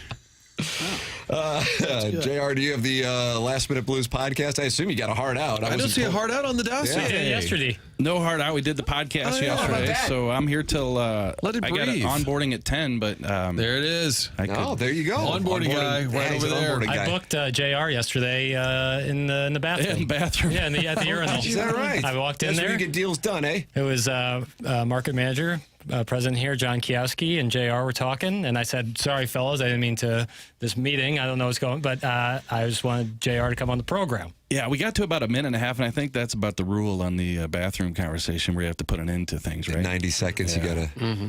Yeah, I have a rule where if someone's in the stall, I don't communicate with them. No. And vice versa. Quiet time. Although LBJ, I think, would have meetings while he was in the stall. And record them. Yeah. And he recorded them. JR, Logan Mayu, just kind of on off. Do you think it's going to be like this for a little while? Growing pains? I think so, and I think they're doing the right thing. Like, if he were playing well, you keep him in the lineup. I think he's playing okay, but my biggest thing, and I said this yesterday, on the podcast, is that you can't look day to day with Logan Mayu. It's got to be big picture. And at the end of the year, if you look back and his progression was upward and it took him to sit out a couple, 3 games here and there, then that's just what it is. It's the big picture with Logan Mayu. But I do think that we've seen some positive steps with him here lately, even though he's not playing. Honestly, there have been some sequences, some plays where you start to see some better play from him. You think about this franchise, too, and I think Chris Pronger called him at some point, but Al McInnes is around. I mean, he's got great resources in terms of being a defenseman to lean on some of these older guys. Definitely. And, we talked to Logan about that last week, and he talked about the phone call from Chris Pronger. And what's amazing is we lived it with Chris Pronger, all of us, and we know what he went through.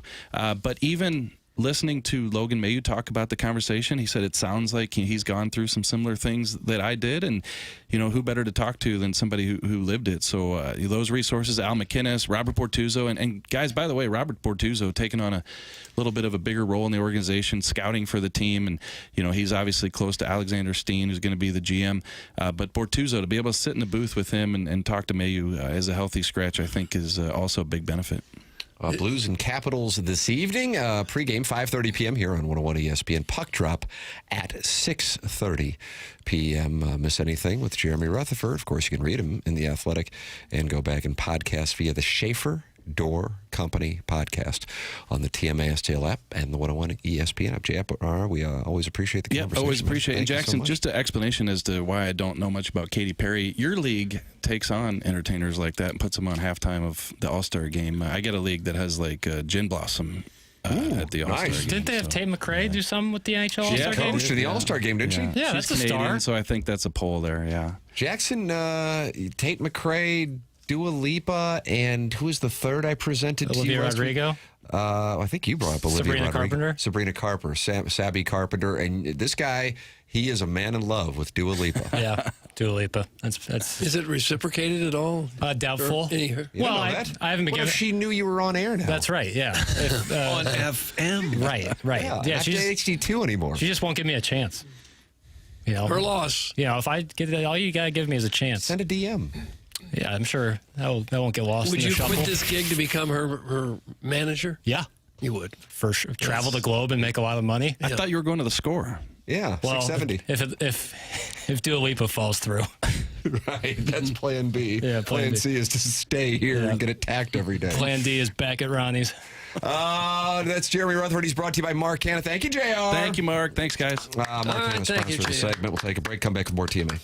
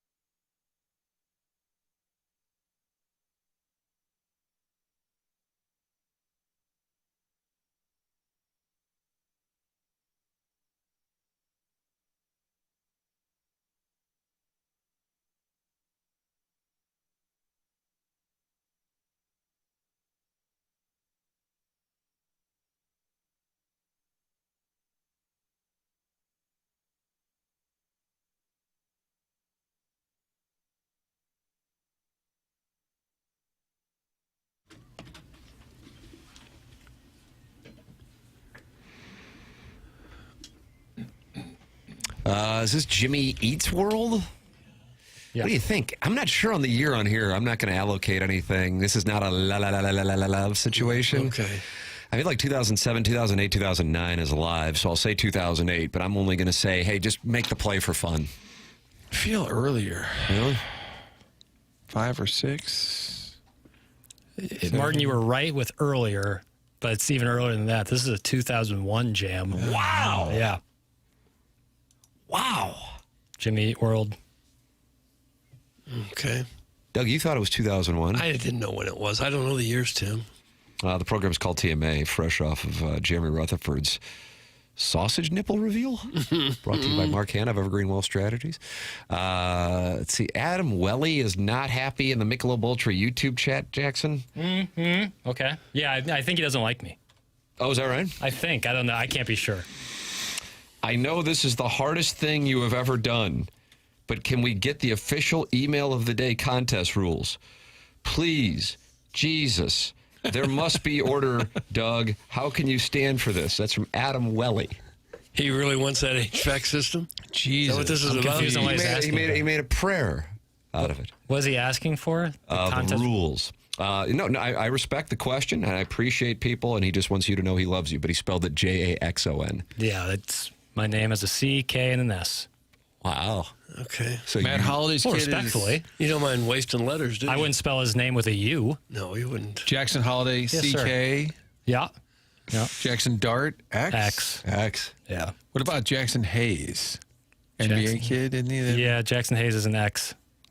His dad was the Battlehawks coach, Tim, the first year. That's right. Remember that? Yeah. Oh, yeah. That's right. He played, I think he played at John Texas. Hayes. Played at UT. Yeah. Now with the Pelicans. Here's what the situation is. It's a good question, and I'm sure other people have the same question. So let's make sure we answer it as directly as we can. Seth Goldcamp, who has been sponsoring this program, I think going back since 2014, but I could be off on that. But either way, certainly a long time. And Martin and Doug and myself are all Design Air Heating and Cooling clients. We went out and had some drinks with Seth a couple weeks ago. Wonderful time. Doug, was that Cyberg's on Dorset? Yes. I think it was. Uh-huh. Got some wingy. Brought that home for the family. And had some libations. And then and with our salesperson here at Hubbard, who's been in here a while, Mizzou guy, great guy, Rick Reardon. Seth emails me and Rick and says, hey, I've got an idea for a promotion for the month of November. I would like to give away a brand new HVAC system and install it as the prize for the winner of the Design Air Heating and Cooling Email of the Month winner. Since that at about, was it 8:30, 8:45 on Friday? I don't know the like times, Tim. And we're just buzzing. I mean, we're just buzzing because he says it's a $10,000 value. And I'm like, I texted him, I go, this is going to be the greatest prize in the history of this show. And keep in mind, we used to give away a Fox Sports robot. We did. I never got one. Expired tickets. Bitter. Expired tickets, that's correct. But because of used gift cards. That's true. Jesus. So, but because of the size of the prize, this is a corporation. And they have to dot I's and cross T's. And people might not like that, and I understand that. I do understand that, especially considering the show, for the most part, and its existence has been dug on fly-by-night operations, for lack of a better term. Right. It smelled that way. Pretty good description. As Martin just referenced, half-used gift cards. So, with it actually being a professional operation, they have to dot I's and cross T's. So that's what's going on. And I believe they said it was going to take a couple days to make sure. And they just wanted to not get in a spot where somebody would say something was wrong with it, and then they have exposure legally. And so it's doing the right thing. Now, I understand that may frustrate listeners, and I don't blame you for it. I get it. But that is the reasoning. And so for the time being, the contest is on hold. And in the meantime, we'll be giving away AC/DC tickets. Jackson, do you feel like that's a fair representation of what you experienced in the meeting on this topic on Monday while I was getting my teeth drilled into? I think that was very well put. I think it's accurate and very transparent. And I appreciate you, Tim, for articulating the situation succinctly. It's like a prayer. You have to finish it with, I appreciate you, Tim. Yeah, but I appreciate Doug and I appreciate Martin. But you didn't say Chairman Kurt. But not as much. Do you want me to, like, every clause? I want a ranking of who you appreciate. Bud, time for first. That's like a Terry Crouppen. All right. They love mom first. Okay. Then they love you. Your dog loves her better than you. You got to go through and rank them. My favorite part of Seth's generous offer is that it's not only a new unit, but it's also installed. And I thought it'd be a real bad beat if you got it delivered. It's sitting on the doorstep. And Jackson, you want to help me this weekend? Need to put in the HVAC unit. Think you can help me out? We're watching YouTube and drinking beer. You probably could. I wouldn't recommend it. No. Ooh. Yeah. No, I don't think you could. No. Yeah, I'm not big in the manual labor community. You wear the white tux. Once you wear the white tux at the university high school, you no longer have to get your hands dirty. Right. You just get unless it's just letting people go, right. Or just liquidating some stock. Yeah, I mean that does take effort. An assessment over at St. Louis. That's essentially all we've got to do once we wear the white tux. At most, you wear a hard hat, but you're wearing dress clothes under it. That's correct. You wear the hard hat for the photo. Checking on That's exactly right. Right, you're on site, and legally you have to wear the hard hat. You carry the shovel for the groundbreaking. Yeah, but you're not digging it. Yeah, hand sanitizer right after. Thank you. Thank you.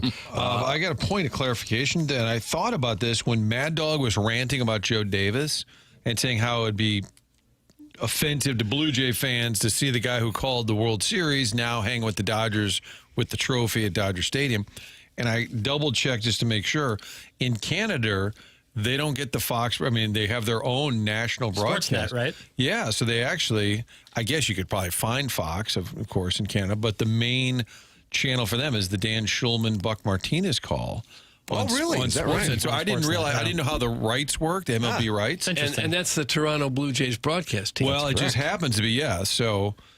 But even if it would have been the Mariners and Dodgers, Astros, Schulman and Yankees, Martinez would have been on the call? Yeah, Okay. so that's their national broadcast in Canada, and that's who called. So if you're watching that game in Canada, I guess almost not 100%, but you would have been you wouldn't have been watching Joe Davis, is my point. So as a follow-up to Mad Dog, I was wondering about that, if they really did see Joe Davis on the call. Not as offensive, but I still enjoyed the rant. Yeah, he was a banty little rooster about the whole thing. It's 9:44 in St. Louis. Time check brought to you by Clarkson Jewelers, an officially licensed Rolex jeweler. Tim McKernan, Doug Vaughn, Martin Kilcoyne with you. Jackson Burkett is on the ones and the twos. Jeremy Rutherford just with us on the program. You can always go back and watch it on YouTube. That's what I do with my podcast. Go back and watch on YouTube. And you can podcast via the TMA STL app. Download that app. Or you can download the 101 ESPN app. Both presented to you by Dobbs Tire and Auto Centers. Email in for the AC/DC tickets the morning after at InsideSTL.com.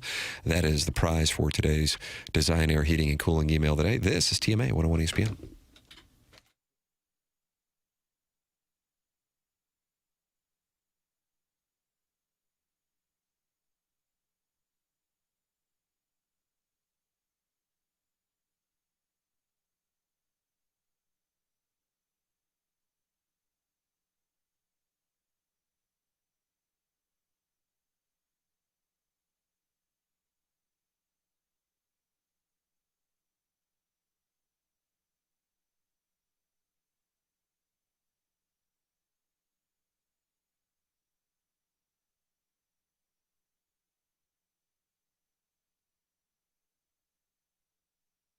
Headed to good old Scotland. Boy, there's so much history there, beautiful scenery, breathtaking landscape, the seafood. So much of Scotland looks appealing. It's a bucket list. A lot of folks have come up to me and said, heard about the trip, really want to go because it's on the bucket list. And we are going to Scotland next summer. We've talked a lot about it, but now's your chance to get signed up. Find out more. It's real simple. Next Tuesday, we're going to have a meeting going over all the details. You'll find out what Colette does for you, which is a lot. They handle all the details, put together the flight, the meals, the hotels, local experiences. Trip of a lifetime. Next summer, June 15th, a 10-day trip put together by our friends at Colette Altair Travel. We'll set up the meeting for next Tuesday where we go through all the details. 968-9600. That's the number to call. 314-968-9600. 9600. Call up our friend Sherry, find out more information, get signed up for next Tuesday's Zoom meeting where we go through all the details about a trip of a lifetime, checking out the Highlands, the Orkney Islands, Glasgow, Edinburgh, the whiskey distillery, sitting around telling stories. Looking forward to going with you, the listener, next summer, June 15th. But next week is the day we get together to plan it out. 968-9600, the number 2, Altair Travel.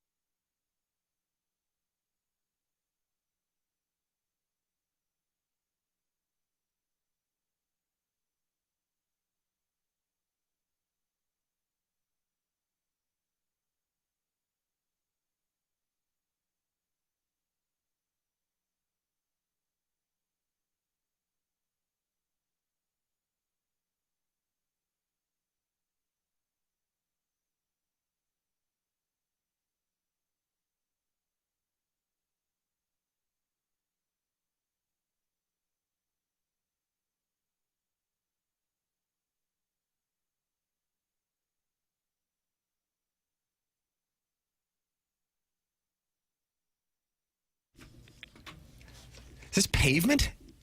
Passengers. Passengers. Or passenger. Singular. Yeah. Kind of like Chase Daniel, not Chase Daniels. Yeah.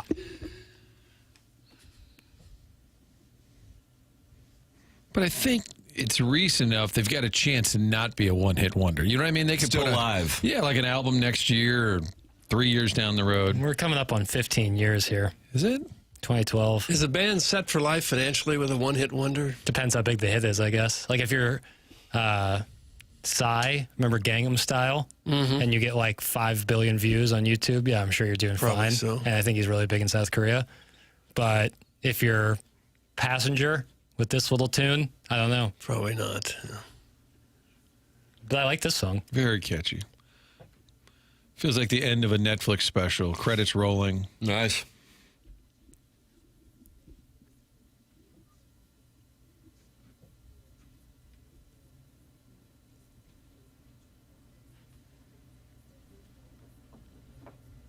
What about ethnicity? British, Irish, South African? Jackson wouldn't play it if it was Irish. That is I prefer false. Scottish, of course, but it's false. Passenger is just one guy, by the way, and he is British, from Brighton and Hove. All right, Doug. Now you know. England sure turns out a lot of music for the size of the country. I was just thinking that. Mm-hmm. Or maybe they're cranking out a lot of music in Africa and India. We're just not consuming it. That could be. Think about it, Doug. But probably not. Burna Boy. Yeah. No, what is that? He's from Nigeria. Okay. He's really good. Akon's from St. Louis. And Senegal. Both of them. It's TMA 101 ESPN. Doug Marcana sponsors this 9 o'clock hour here. The show is presented to you by Brown and Crouppen. And we've been joined by Jeremy Rutherford in the 9 o'clock hour with your two-part blues questions. The Colonel did ask questions yesterday at Eli Drinkwitz's presser and asked if the playbook would change at all with Matt Zollers. I guess you like I was going to say a quarterback, but you like the term under center, so I'll say. I don't like under center, no. Here's the Colonel and Eli Drinkwitz. Eli, both in that last game and going forward, does there have to be any paring down of the playbook with Matt, or is it simply more leaning into maybe what his strengths were versus what Bo did well? I mean, does he have the full playbook at his disposal at this point? Yeah, it's not really the full playbook. It's about playing to what his strengths are. I think you answered your own question. Are there things that we're going to add? Probably not, because he hasn't had a ton of reps of it. But are there things that he's more comfortable with than maybe Bo was? Absolutely. And so we can push those things in the playbook that maybe haven't been shown. You know, there were things that we thought Bo did really well, that's what we kind of emphasized, and there's things that Matt does well that we will emphasize moving forward. Okay. Well, that makes sense. I just hope he doesn't run too much. He talked about how Zollers, his big thing is how good his arm is. He had the best arm in spring. He's had the best arm. And so you would hope that would lead to more downfield passing plays if he's talking about things that he wasn't comfortable with Bo doing. You want to see Speedy Keese on a seam route down the field, play action right from the get-go? Yeah, I would, yes. Just stretch the field out. You know, you have the running game to be able to make them honest, so why not go over the top? Let someone else run it. Yeah, peel that top back. I know Charlie's excited about this Brewers series. Yes. I'm excited to see Zollers because I also think it looks into next year what your possibilities are. I don't want to turn and burn on a guy like Bo Prabula who hasn't been here very long, but you were wondering if he could get you to that next level. I think that was a reasonable question, and if Zollers looks really good, I think that adds to the excitement for next year. Of course, he could bolt. This is true. The head coach. So don't do too well. If the head coach decides I'm going to head to Gainesville, or I'm going to head to State College, or I'm going to head down on the loveliest village on the plains, is that what it's called? Mm-hmm. If they win, the Drinkwitz banter just goes up a tick or two, doesn't it? I think it goes way up. If they lose? If they win. I heard that. But if they lose, Doug was going to the next. Goes way down. But did you hear the cadence he asked? It sounded like a question. Oh, you third person him there. He's right here. And you're third person I agree with Doug, but I also agree with Jackson. Please, and I am running for continue, Doug. office. I apologize. I agree cut with you off. Jackson. And Doug, you make a great point. Jackson, you also make a great point. If they lose, I think Call me that- Mike Alden circa 1999. I think the conversation's still there. How could you sell that to a fan base at Florida or Auburn or somewhere else where we're going to take a guy whose team is in the middle of the pack in the SEC and hadn't really won a huge game yet? How could you sell that? That wouldn't be easy. I wouldn't And they think already so. have a petition at Florida not to hire him, and then if they lose, this would not help. No. But maybe the extension gets announced in the next 48 hours. I'd be in favor of that. Well, I would love to see that. Just for consistency purposes. He's our guy. I want him to stay here long term. Yeah. But Gabe has said that I don't know if he was saying he believed it or if he knew it, believed it to be true or he knew it to be true, that Drinkwitz preferred not to do it during the season. What has changed, according to Gabe, after the Vanderbilt game, which also was after Brian Kelly was fired, and now you have Hugh Freeze being fired, is that he has asked to table the extension conversation until after the season. Now, that could be a source trying to, kind of redirect on the situation. But from my standpoint, at this moment, because at this moment it has not been done when you've seen it happen in Dallas, you've seen it happen in Lincoln, and you've seen it happen in Bloomington with three coaches, Signetti, Rule, and Lashley, who have been talked about as possible replacements in one or various spots, that it stands out that Drinkwitz at this moment, Lane Kiffin at this moment, have not signed extensions that would be there from their current jobs. You see what I'm saying? Mm-hmm. Holler if you hear me. Yeah. Tupac. And it would be horrendous form for him to say at this point in the season, yeah, I think I'll go to Florida. Sure, I think I'll take one of these other jobs. I don't know that that's happened in recent years, has it, where a coach has left a successful coach in the middle of a season without getting fired? Steve Fisher took the Arizona State job, and Michigan was about to go on that run. Was that during the season? No, it was. Bill Frieder. Steve Fisher stepped in when Bill Frieder got the ASU job. Yes. And Bo Schembechler, who is the AD, said a Michigan man is going to coach this Michigan team, and then off they went. And was that Ramil Robinson who made the free throws? Sounds familiar. Yeah. Terry Mills, Loy Vaught. Who else was on that team? Yeah. They beat Seton Hall with P.J. Callismo, who's got the scratchy voice that never goes away. That's correct. Who was attacked by one of his players. Which was Latrell Sprewell. Who the cat named his dog after Sprewell. There it is. Okay. Well, now you're up to date. So anyway, Mizzou's plus 220 now on the money line, Jackson. Steve in Wildwood says he'll give me $100 if I ask Drink this weekend, you have one day in State College. What would you do? I have to say, I love that you are going to cover the game. I mean, there aren't a lot left in this industry. You know what I mean? We're all going away. We're all going away. And so but I know you're going and covering the game. Asking about the coaching carousel is probably not something that's on your dossier, even though you are probably at the top of the list of the, Doug, would you say IDGAF meter? I think that's right. Wasn't like if I offended him, I'd be fine. You couldn't not worry. Yes. Yeah, I don't think any of us really. But I don't think in that setting that's where I think it's a good midweek topic. That's correct. I should have been there yesterday. You've got one day in Gainesville. And then he says, no, next. One day in Baton Rouge. You just keep going through. Just keep doing it. You're in the plains. Your family's Elijah. What would you like to do? And I called him Elijah once, and he said, did you just call me Elijah? And I said, I'm sorry, Elijah. I always want to put the J in there.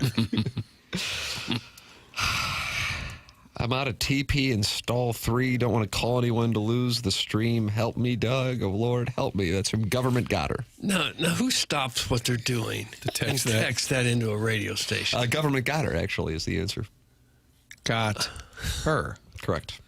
That's correct. I was thinking it was got her, like Gotter. Nope, It's got her. The names, are they still coming in, Jackson? Because you've been loading up all week. Almost everybody in here has a name. It's very few that do not. Only 2 of the last 20 texts do not have names. I'm working as best as I can, but KG not being here means I'm doing some other things while he's on vacation. So just give me a wide berth. You can go back later in the day, too, and scroll through. Well, let's not get carried away. Let's not do too much. Wow, it sounds like you don't want to be the rock star of the quarter. Well, this guy, Tim, he couldn't possibly go back later in the day and add a name. Yeah. Well, some different people text in different parts of the days. I don't know if they want names. Someone's like sending in a serious text to Beacon Ferrario, then I give them the name, Well, no, I'm saying when they ask for it during the 7 to 11 block, when they're saying, hey, please change it to, I'm not saying you just decide on your own. Somebody that texted the fast lane yesterday afternoon, you just call him butt-ass Billy. Brian Huffman once did that with a big racist. Big racist. And shout out to Brian Huffman. He was upset with the tone of the text. He had enough. So that was the case of the producer labeling the texter for their body of work. Yeah. You don't do that. No. But you will I did put once put possible burner. burner. Yeah, I did do possible burner because I wasn't sure. That guy turned out to be okay. Just doing my due diligence. Possible burner. How about somebody? Yeah, I text in the show all the time. Oh, yeah, which one are you? Big racist. You can email in the morning after at InsideSTL.com for our design, air, heating, and cooling email today. It's coming your way at approximately 10:50 here on the program. And we're giving away AC/DC tickets for the prize for the design, air, heating, and cooling email today. Martin, it's 10:03. That's a time check brought to you by Clarkson Jewelers, an officially licensed Rolex jeweler, which means onboarding. It's all Wednesdays, I know, trying to really drive home what you guys have been working on. Yeah, we do a little midweek quiz. Do you really? Yeah. Gersh often kind of leans over, looks at my notes from the week. So Martin's heading out. Jackson, Doug, and I will talk it over here in the 10 o'clock hour. The program's called TMA, and it's presented by Brown & Crouppen on 101 ESPN.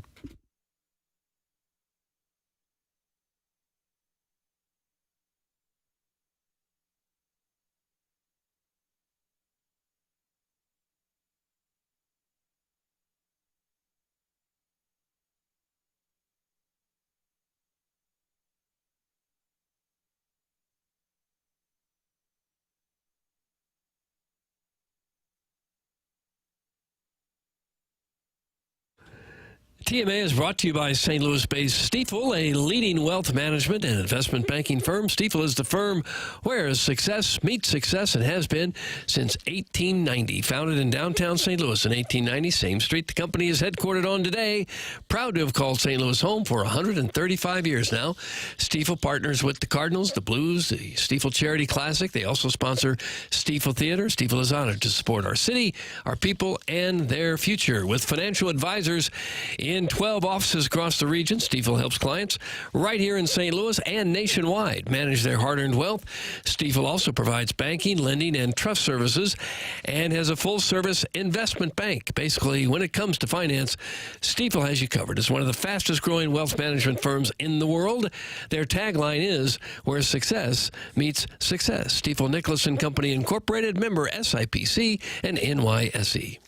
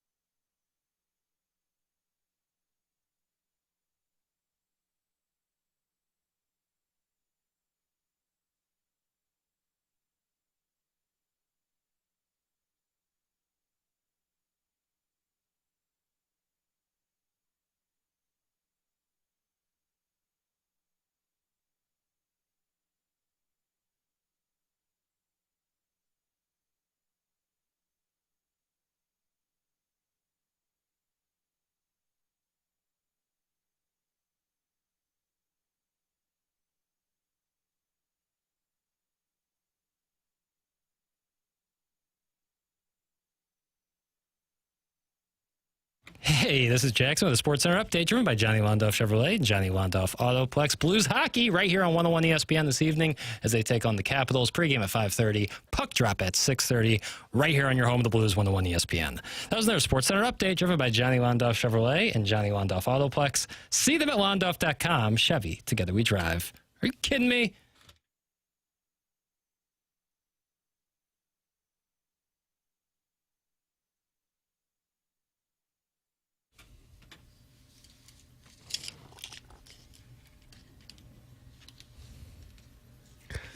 I think some would reject the Lumineers being a one-hit wonder. This was a last-minute panic play because I'm going through Apple Music's 200 best one-hit wonders. Yeah, I really like the Lumineers song with Zach Bryan. I just think that they've got a little more going on. Yeah, than probably. Do they call this the Hey Ho song? I don't know what they call it. Oh hey. But they did a song with Zach Bryan that was really good.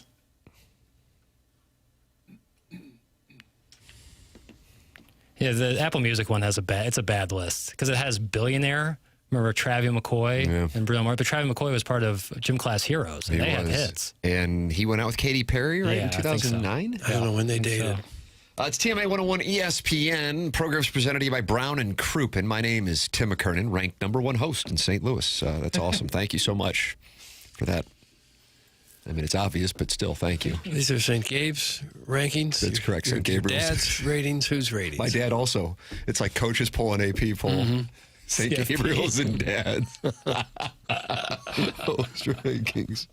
Let's rank people who made bad career decisions. All right. Text in 314-399-9646. Air Comfort Service text inbox. And you got that Michelob Ultra YouTube chat where friends have gathered. I don't know if NY stands for New York or not. How much work does it actually take to change someone's name in the text inbox? I'm genuinely asking. And then Doug Vaughn's Oil Boy says it's comparable to Breaking Rocks. Breaking Rocks? I wouldn't go that far.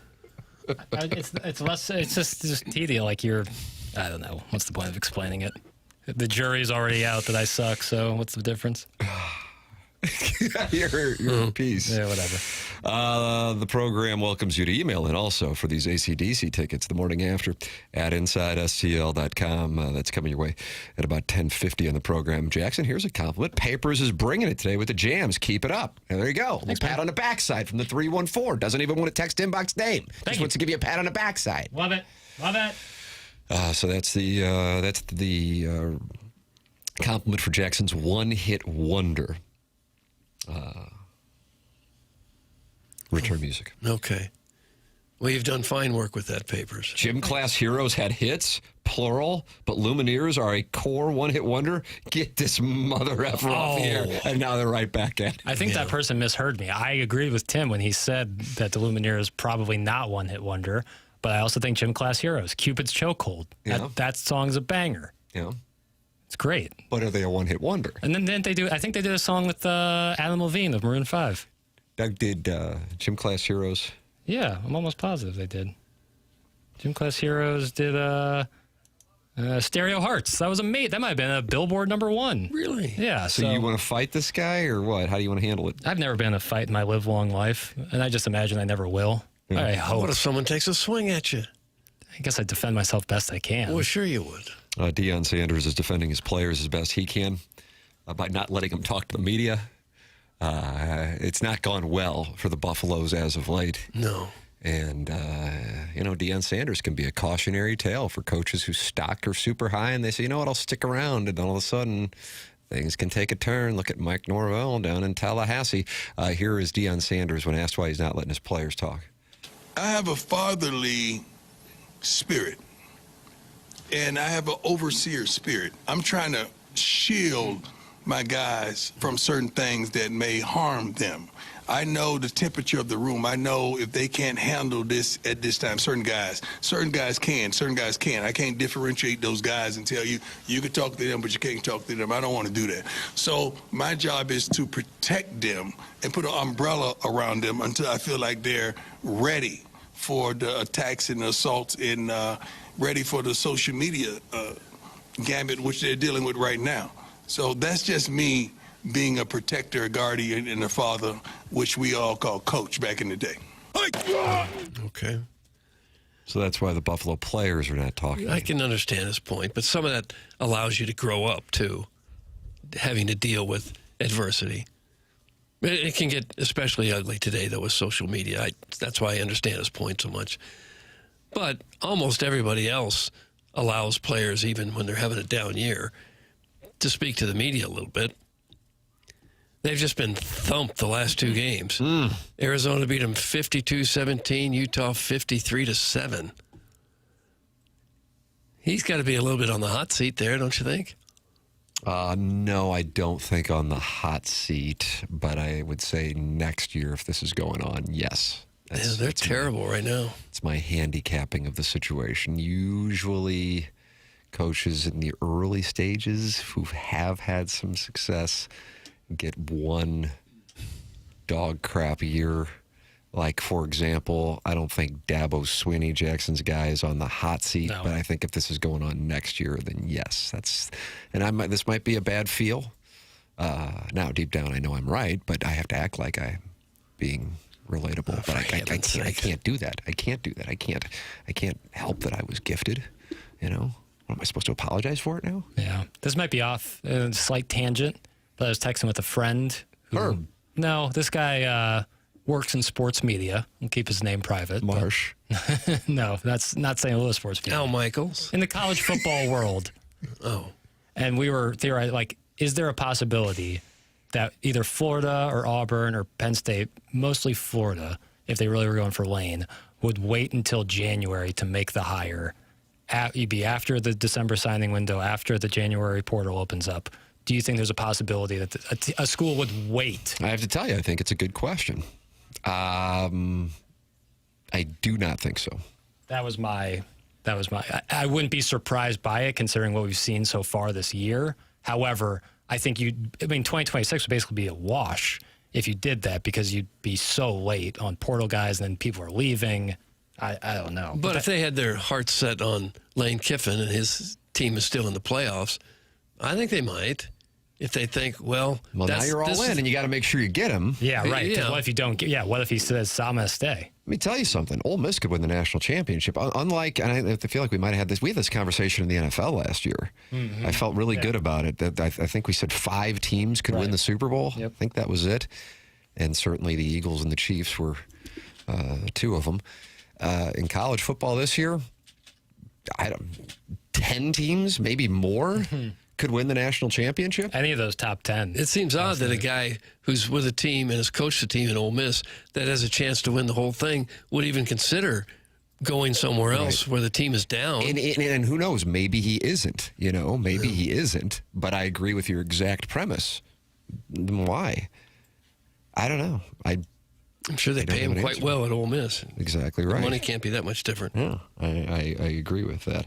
Guys, he would fit in well in Fayetteville. That's from Nikolai from St. Chuck. So you're going to go from one of the best teams in the league to the worst? Doesn't make sense. I don't think Lane will be heading to Fayetteville. Is that because you hate Woo Pig Suey? No, I do not like Woo Pig Suey, but I don't really care. I kind of like Calipari. I think that the waiting factor is an underrated piece of Drink being mentioned for jobs that is not getting discussed more. He very well may be available. Lane Train may not be. That's from Alan Dadeville, and I couldn't agree more with you. I said the morning after, I guess it was 2 mornings after, the loss by Missouri at Vanderbilt and the win by Ole Miss at Oklahoma, that now you're looking at a spot, when you look at Ole Miss's schedule, that I think there's a chance Ole Miss could lose and still get into the college football playoff. I think with wins at Oklahoma, again, Oklahoma's stock going up after winning at Tennessee and winning at home against LSU, although the LSU stock and the value of that could kind of go into the Penn State-like decline as the season goes on. Oregon's certainly dealing with that right now with their Penn State win. That I think Ole Miss is, and I think, by the way, deservedly so. I was off on Ole Miss. I was handicapping them wrong. So with that said, Eli Drinkwitz likely to be available in December. Lane Kiffin, I would say highly unlikely to be available in December, and how that factors in. I think Alan Dadeville is right on target with that. Yeah. Jackson, you now have support on your I consider it to be anti-Irish Catholic, and I know some of my community, for lack of a better term, feels that way. But you just call it anti-Notre Dame. You have somebody who is now in lockstep with you? Yeah, Jordan Rogers of ESPN is talking about my exact premise, I guess. And what is your premise? It's just interesting. Like, I find it odd that Notre Dame, a 2-loss team, is ranked number 10 when their best win is USC, and a team who's also a 2-loss team in Miami, who beat Notre Dame, and is one of the reasons people are heralding Notre Dame as a really good team because of their close loss, is number 18. I find that to just be inconsistent. So here's Jordan Rogers. Jordan, should Notre Dame be ahead of Texas and Oklahoma? No, that was absurd. Again, the eye test, right? The committee goes, oh, but those 2 running backs, they're so good. The defense is playing better. Yeah, but what have they done on the field, right? Notre Dame has 1 top 25 win. Texas has 2. Oklahoma has 2, right? Their losses, I think, are even better for Texas and Oklahoma. So I think this one, again, was just like, that made no sense rank them fine. Texas, Oklahoma, Notre Dame. It'll all sort itself out, but that showed you that they're looking at the wrong things. They're not valuing wins on the field as much as they were in this area of, the eye test, but they look so much better right now. Okay, they still lost 2 games that they shouldn't have. Eye test. Eye test. That's the great equalizer. Eye test, because eye test is just subjective. Yeah, it's brilliant. November is eye test season, and I'm glad that people are catching on to this because eye test never favors a exactly. That was the next words out of my mouth. Take your pick of whatever right. Like at Virginia, they don't pass the eye test. That's correct. But teams like Notre Dame, Blue Bloods, that's correct, often do. That's the game. But when you got a bunch of teams that don't play the same schedules, it's hard to get an exact reading of who's better and who's not, whose wins are bigger, because they don't play the same teams. Well, I mean, I do think that you can take a look at it with Missouri and Notre Dame, which if Missouri gets into that spot, great. They played 2 of the same teams. Missouri, in order to get into the same spot, would have to beat A&M and have to beat Arkansas. Notre Dame beat Arkansas, beat the hell out of them, and then they would beat A&M. So they'd both be sitting there at 10-2. Missouri would have 2 losses to 2, most likely, top 25 teams in Alabama and Vanderbilt, and Notre Dame would have 2 losses to Miami, which may or may not be a top 25 team by that time, because I could see that thing unraveling, but their schedule's easy. And then they would have a loss to A&M, whereas Missouri beat them. So then the question would become, if Missouri's 10-2 and Notre Dame's 10-2, who gets in? Jackson, what do you think? If Missouri's 10-2, Notre Dame 10-2. You put $1,000 down, and you can't take it from your trust fund. It has to be Missouri. But what do you think will happen? Oh, it's Notre Dame all day. Woot, woot. Give me that opportunity for it to happen. And you said in the 7 o'clock hour you'd file an injunction? Several. Yeah, C&Ds, bunch of C&Ds. Cease and desist? Yeah. C&Ds and whatever the Florida governor did whenever Florida State got canned out of the 4-teamer a couple of years ago. I do the same thing. Because that would be nonsense. That would be pure nonsense. What would be the point? Like, what's the point of playing the game if Notre Dame can lose and then play nothing but crap except for USC and still get in the college football playoff? The point for the college football powers that be is to make as much money as possible. And if Notre Dame can deliver the TV ratings and more packed stadiums, that's what they'll do. It would be phenomenal if Missouri and Notre Dame are being debated. It'd be tense around the house on Thanksgiving. I bet. If they are 10-2, which again means Missouri would have beaten Texas A&M, Oklahoma on the road, and Notre Dame. They have the trip to Pittsburgh, which is 2 spots behind Missouri in the college football playoff ranking, and they got Navy, 27.5-point favorites this weekend for the Fighting Irish. You might hear about that on the FanDuel Spread Zone, which I'm recording in about 36 minutes with Riz and Stalter. And I don't know, some other butt-ass, if Notre Dame gets chosen. It would just be... I would be in pain, but yet the joy of the anger where people would actually be siding with Missouri would be rewarding. It's kind of like Paul Giamatti and his kink and billions, Doug. Sure, it's supposed to be painful, but he experienced pleasure from it. Am I right, Jackson? Yeah, this Notre Dame being put in 10-2 Notre Dame over 10-2 Missouri this year would be the equivalent of getting boiling hot wax all over your skin. And was that body of evidence with Willem Dafoe and Madonna? Am I right on that? And you don't say William Dafoe, you say Willem. Do you have a problem with that? Yes, his I name. have a problem with that. His name is Willem. Willem. I think his mother misspelled his name on the birth certificate. She was still Jackson in called pain William. in the hospital. Did Willem Dafoe and Madonna ever date? Doug? You're asking me? Hell, I don't know. Okay, I'll look into that. What the F is Papers, boy, getting so worked up about? It's never going to happen. Chill, brah. It's from Doug's legs akimbo. We do a 4-hour program. We're going to get into some hypotheticals every once in a while. Jackson getting pre-outraged about this scenario that absolutely will not happen is very funny. They're going to lose by 20 this weekend. That's from Kwame Voyukas IV, and he loves the Billikens. I am on total awareness that most of this will likely be moot once Missouri loses one game. However, and I really want people to turn up their cars or their headphones right now, if both Missouri and Notre Dame are on the table. Did you hear that? If both of them run the table and Notre Dame is to get over Missouri, that would be an outrage. But you're going to file an injunction. Yes, absolutely. Injunction, C&D. My lawyer's going to be busy as hell. I'll get a team together. I don't care. Who are you? I'm a true son. Someone's got to step up. Because then what would be the point of even playing? You think the college football playoff committee could get ready to announce the brackets and then, oh, wait a minute, an injunction has just crossed our desk. Cancel everything. From a producer in St. Louis. Yeah, send it right to Reese Davis. Right in the prompter it would go. Oh, God. Yeah. Doug, what would be worse, that happening on this program or the Seattle host when you heard the waterworks following the loss of the Blue Jays? The waterworks was pretty bad. But would it be a Mizzou thing for Mizzou to get in and someone files an injunction against them Notre Dame files and then we an get injunction. knocked out?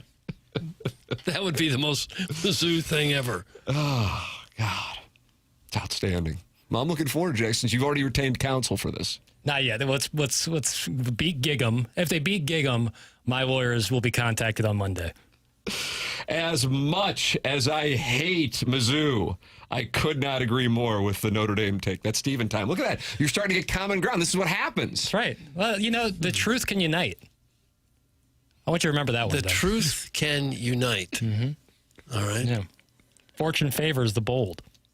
I'm just saying things at this point. Yeah, I understand that. Doug, Reese Davis says Notre Dame's a top 5 team. That's all you need to know. Okay.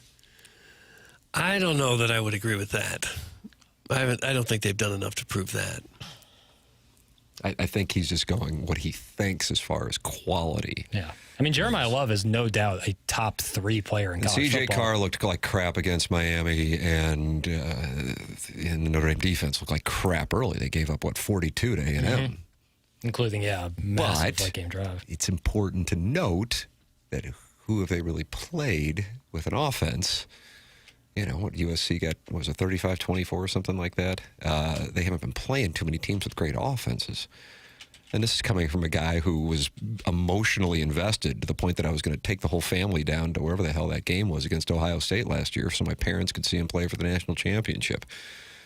But you know what, Doug? A ball is a ball and a strike's a strike. And last year I said Missouri in 2 losses don't belong in the college football playoff. This year, if they're sitting there, I would say they do belong in the college football playoff.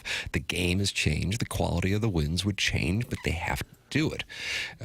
So I'm taking that approach. Jackson is a real true son because he's bringing in counsel, a team of lawyers. Yeah, absolutely. And just start firing away injunctions. Right. Injunctions, anything. So, they're getting excited down in the Grove for a Friday night college football playoff game, and all of a sudden they come in and say, no, the game is on hold.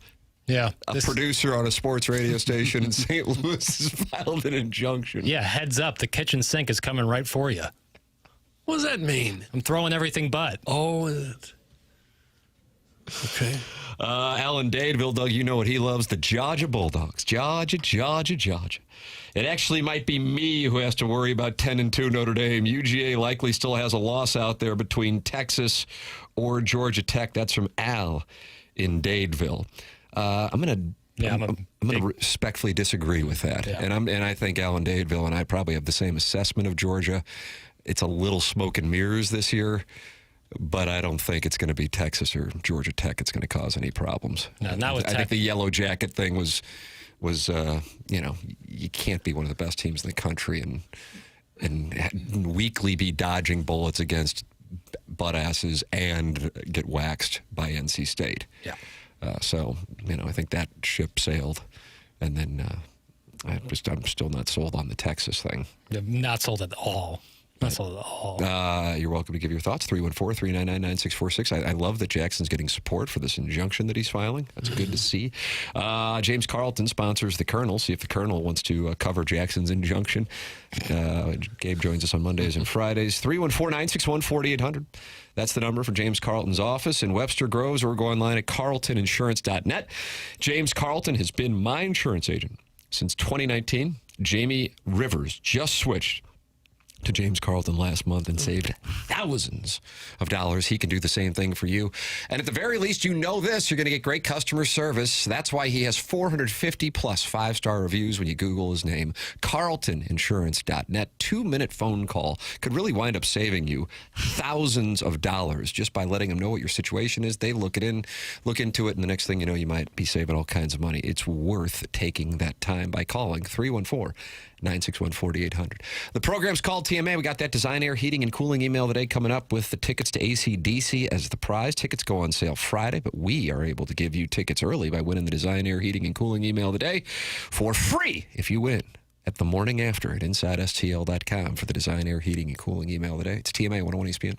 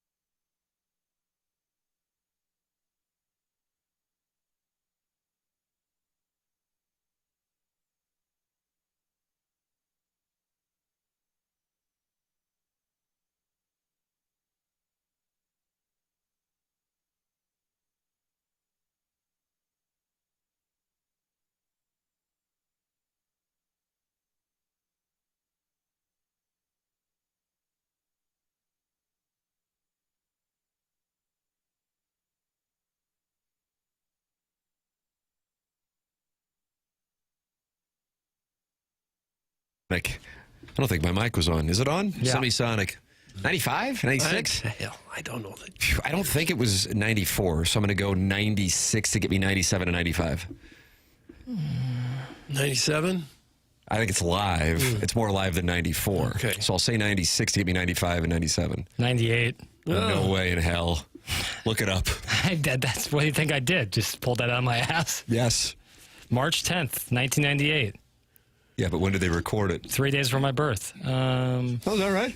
Yeah, March 13th, 1998, being the day I arrived. It's always about you, huh? I learned from the best. We try to talk about music and we get to your birth. I received mainstream radio airplay in April of 98. Yeah, but when did they record it?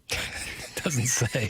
It was recorded in Minneapolis at a studio called Seedy Underbelly. Oh. Boy, that could be anywhere here. It's TMA 101 ESPN. Tim McKernan, Doug Vaughn, Martin Kilcoyne is on the onboarding year 2 now. Year 2 of onboarding. About a 2-year process. Jackson Burkett is on the 1s and 2s. And Chairman Kurt is on vacation, but he's in the YouTube chat. Brought to you by Michelob Ultra.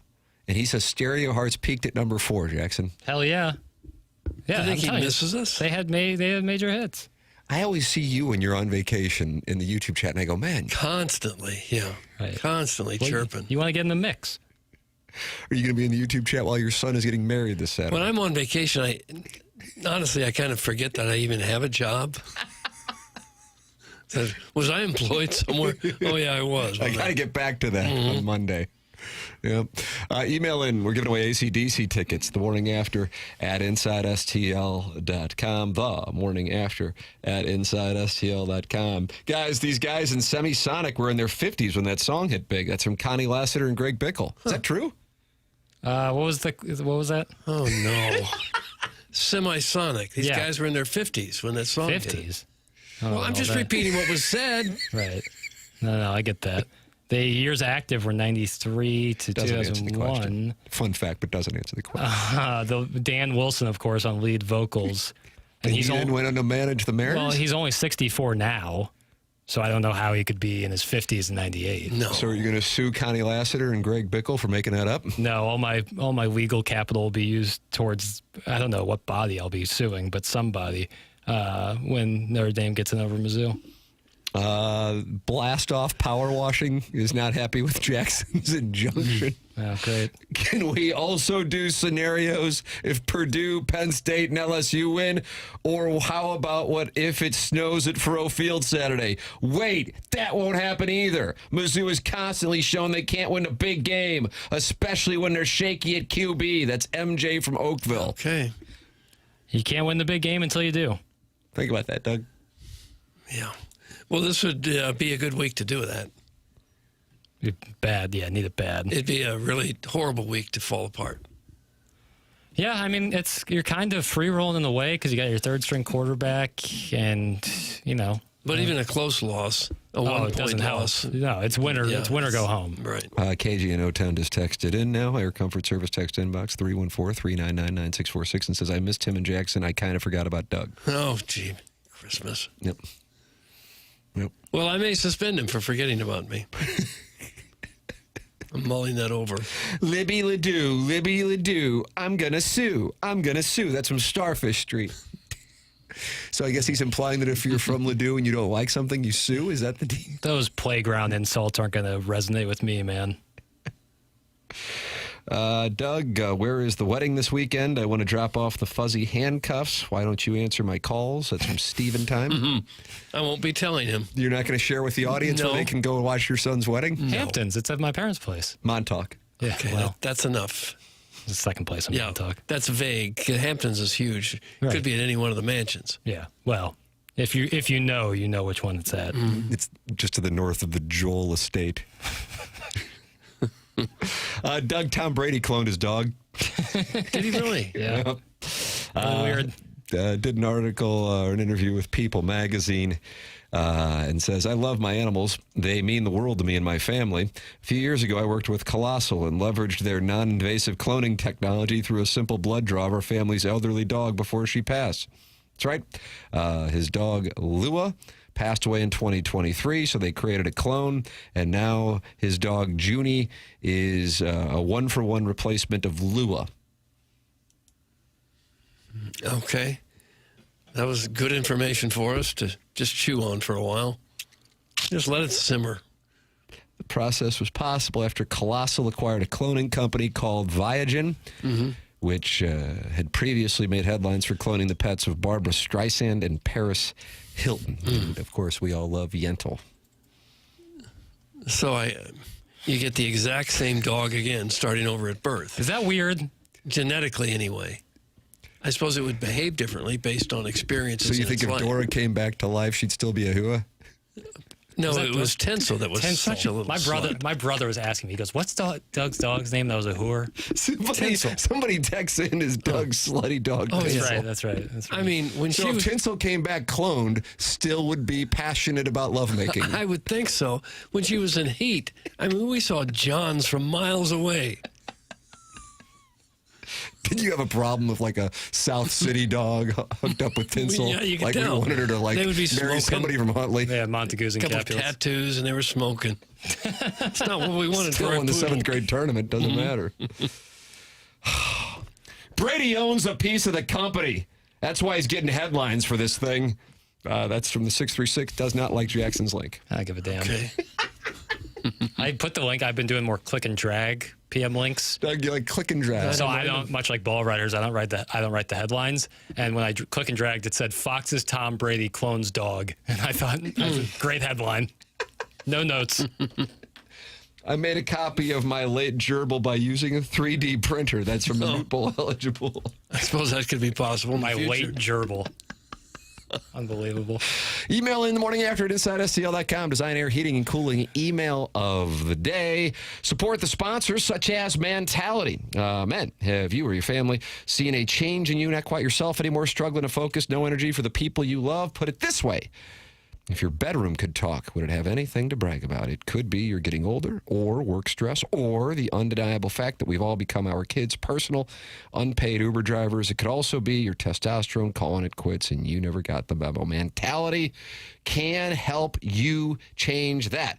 Whether it's low energy, weight gain, or just the feeling something is off, Mentality can help. Get tested at Mentality. Find out more by going to mentalityhealth.com. Stop being tired of being tired. Get back to being the guy you used to be. Visit mentalityhealth.com and reserve your spot today. The program's called TMA. It's presented by Brown and Crouppen on 101 ESPN.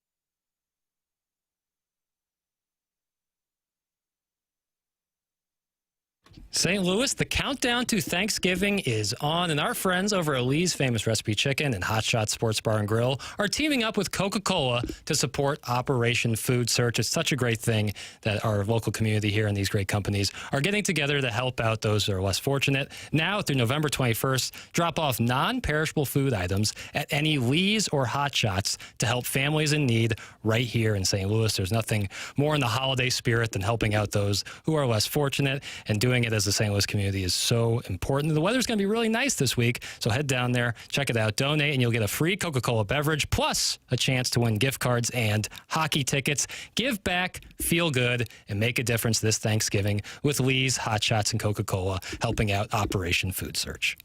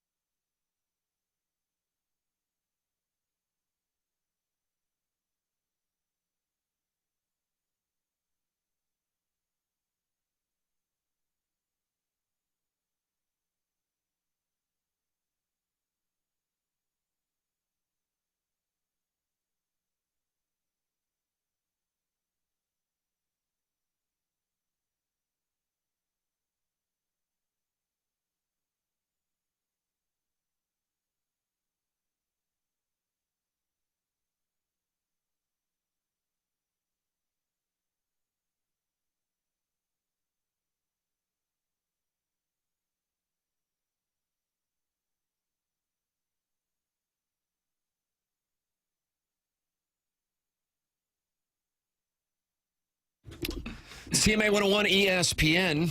Doug, you want to give away some AC/DC Let's tickets? do it. It's time for Sure. the Design, Air, Heating, and Cooling email of the day. Hello, world. I most certainly won't win this Email of the Month prize, but can I at least get some of the previous prizes I won? When you get a chance to check Iggy's desk for the gently used Octomom stag video that I never was able to find the time to pick up, or the T-shirt from a ghost town strip mall radio station where no one would ever answer the door. Then there were those Almost Kiss tickets that were almost free from the counter of every gas station. Tough and cool, more like soft and fraud. Hey. Hit me up. All my love. That's from Mitch. She has romantic. She has family. She also has sexy Cumstein modes. Mitch Cumstein. Oh, excuse me. I didn't mean to walk in on Jackson waxing his own car. There are so many things that I love about this show, like month-long listener contests that end abruptly after a single live-long day because of the desire to have any semblance of planning or order. Nothing quite captures the essence of the show as Jackson picking a fun one-hit wonder music theme and really applying himself to nearly extend it into the 10 o'clock hour, covering the over. Keep up the great work. It's from Shooter McGavin, Vice President of Vengeful River Birches. Shooter McGavin, Vice President, Revengeful River Birches. A 2-win lead is the most dangerous lead in Email of the Day, but this email is about other dangers. The 1981 Vianney versus Kirkwood chess tournament. I had an unfortunate Lone Rangering hand injury, so I was demoted to coaching, and the Pioneers head coach was playing Jedi mind games. He parked his shiny convertible LeBaron out front, stomping his feet whilst blaring the Kirkwood theme song. I stood my ground and verbally replied, "We are the black and gold of Vianney. We are the golden griffins of Vianney High." My nylon coaching singlet had its intended effect. Chess coaches wear nylon singlets? I don't know. I doubt it. Because he stopped me mid-lyrics. Just shut up. Shut up. You had me at hello. You had me at hello. Is that Renee Zellweger? That actually was ripped off from a Vianney and Kirkwood it must chess be. match? It must. That's Kevin Miller, right? Have you read these? No, but I recognize the writing style. Then said, "My nickname's the Tugger, and you're finna find out why." That's from my ex-wife is unattractive, but Doug Vaughn makes my pant fit snug. Kevin Miller. I wish there was a way to know you were in the good old days. Back in my day, Email of the Day didn't require a boardroom and a leadership summit. The prize committee was basically just Gangster Pete, his buddy who pleasured himself in his VW bug outside of Boonville, and a stack of overstock hoodies he stored in his parents' living room because, quote, warehousing costs were killing the margins. You see, Pete had an MBA and a dream to turn the show's merch operation into a lean startup with zero waste and even less professionalism. And the prizes themselves, a true time capsule of AM radio economics, Iggy's used bowling balls, and some gently soiled gentlemen's magazines like he was running the Showcase Showdown, a Boatman's Bank hat, Chris Santilli books that Rockio and Iggy hid from themselves. And us winners? Well, us winners had to pick up our prizes in person because stamps were considered a luxury expense, and half the time the envelopes were stuffed with expired River City Rascals tickets and half-off parking coupons for the Arch Grounds anyway. Simpler times, I suppose. Back when the only red tape around Email of the Day was what Pete used to keep the boxes shut. That's from Taterhead Got the Number, Henry. Taterhead got the number, Henrique. And finally, I know a lot about protocols, and it's great. How's Email of the Day? We going to bring that back? How about that whole deal? On Friday, there was a bunch of talk about needing to tighten up the protocols for Email of the Day, like reading them before Martin Bolt so he could vote, etc. Well, we're 3 shows into the month, and we have no protocols. nor do we have any sense of how asinine it is to do email of the day with only 3 people voting, where Tim votes third and cannot vote for any email that doesn't already have a vote. It's like you identified what you needed to do, then didn't do it, then held a meeting where nothing was resolved, then put the entire thing on hold while awarding wins to someone who doesn't even want the $10,000 prize that may or may not exist. But we're not down. The sun is up and we are fighting. That's my message to the fans. What's up, Trevor? In all seriousness, I do appreciate that Hubbard Council needs to establish some kind of legalese to protect them from a litigious Banty rooster who's upset that his unfunny email got filtered. The whole thing just makes me long for a simpler time when this program had no issue giving away an all-you-can-eat wing party for 25 or holding a wrestling trivia night at a Jefferson County restaurant where y'all gave away a trip to the Hua House in Reno. That's from Buck Swope, DBA, the Recess Ladies Press. That's what we got. Buck Swope. Tater got the number. Henrique used the phrase gently soiled, which I didn't care for. Otherwise, I might have voted for him. I like Kevin Miller, but Buck Swope was the best. Buck Swope is the best. Buck Swope has won his first Design Air Heating and Cooling email of the day in the month of November. We'll take a break, come back with more TMA 101 ESPN.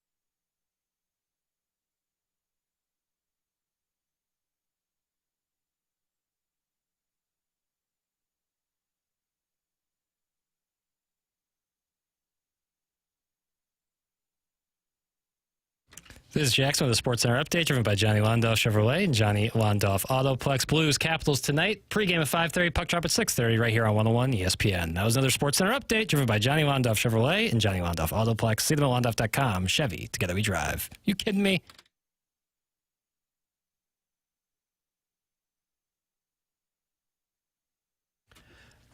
That'll do it. BK and Ferrario coming up at the top of the hour, which I believe we're already into. Time for us to go. Bye.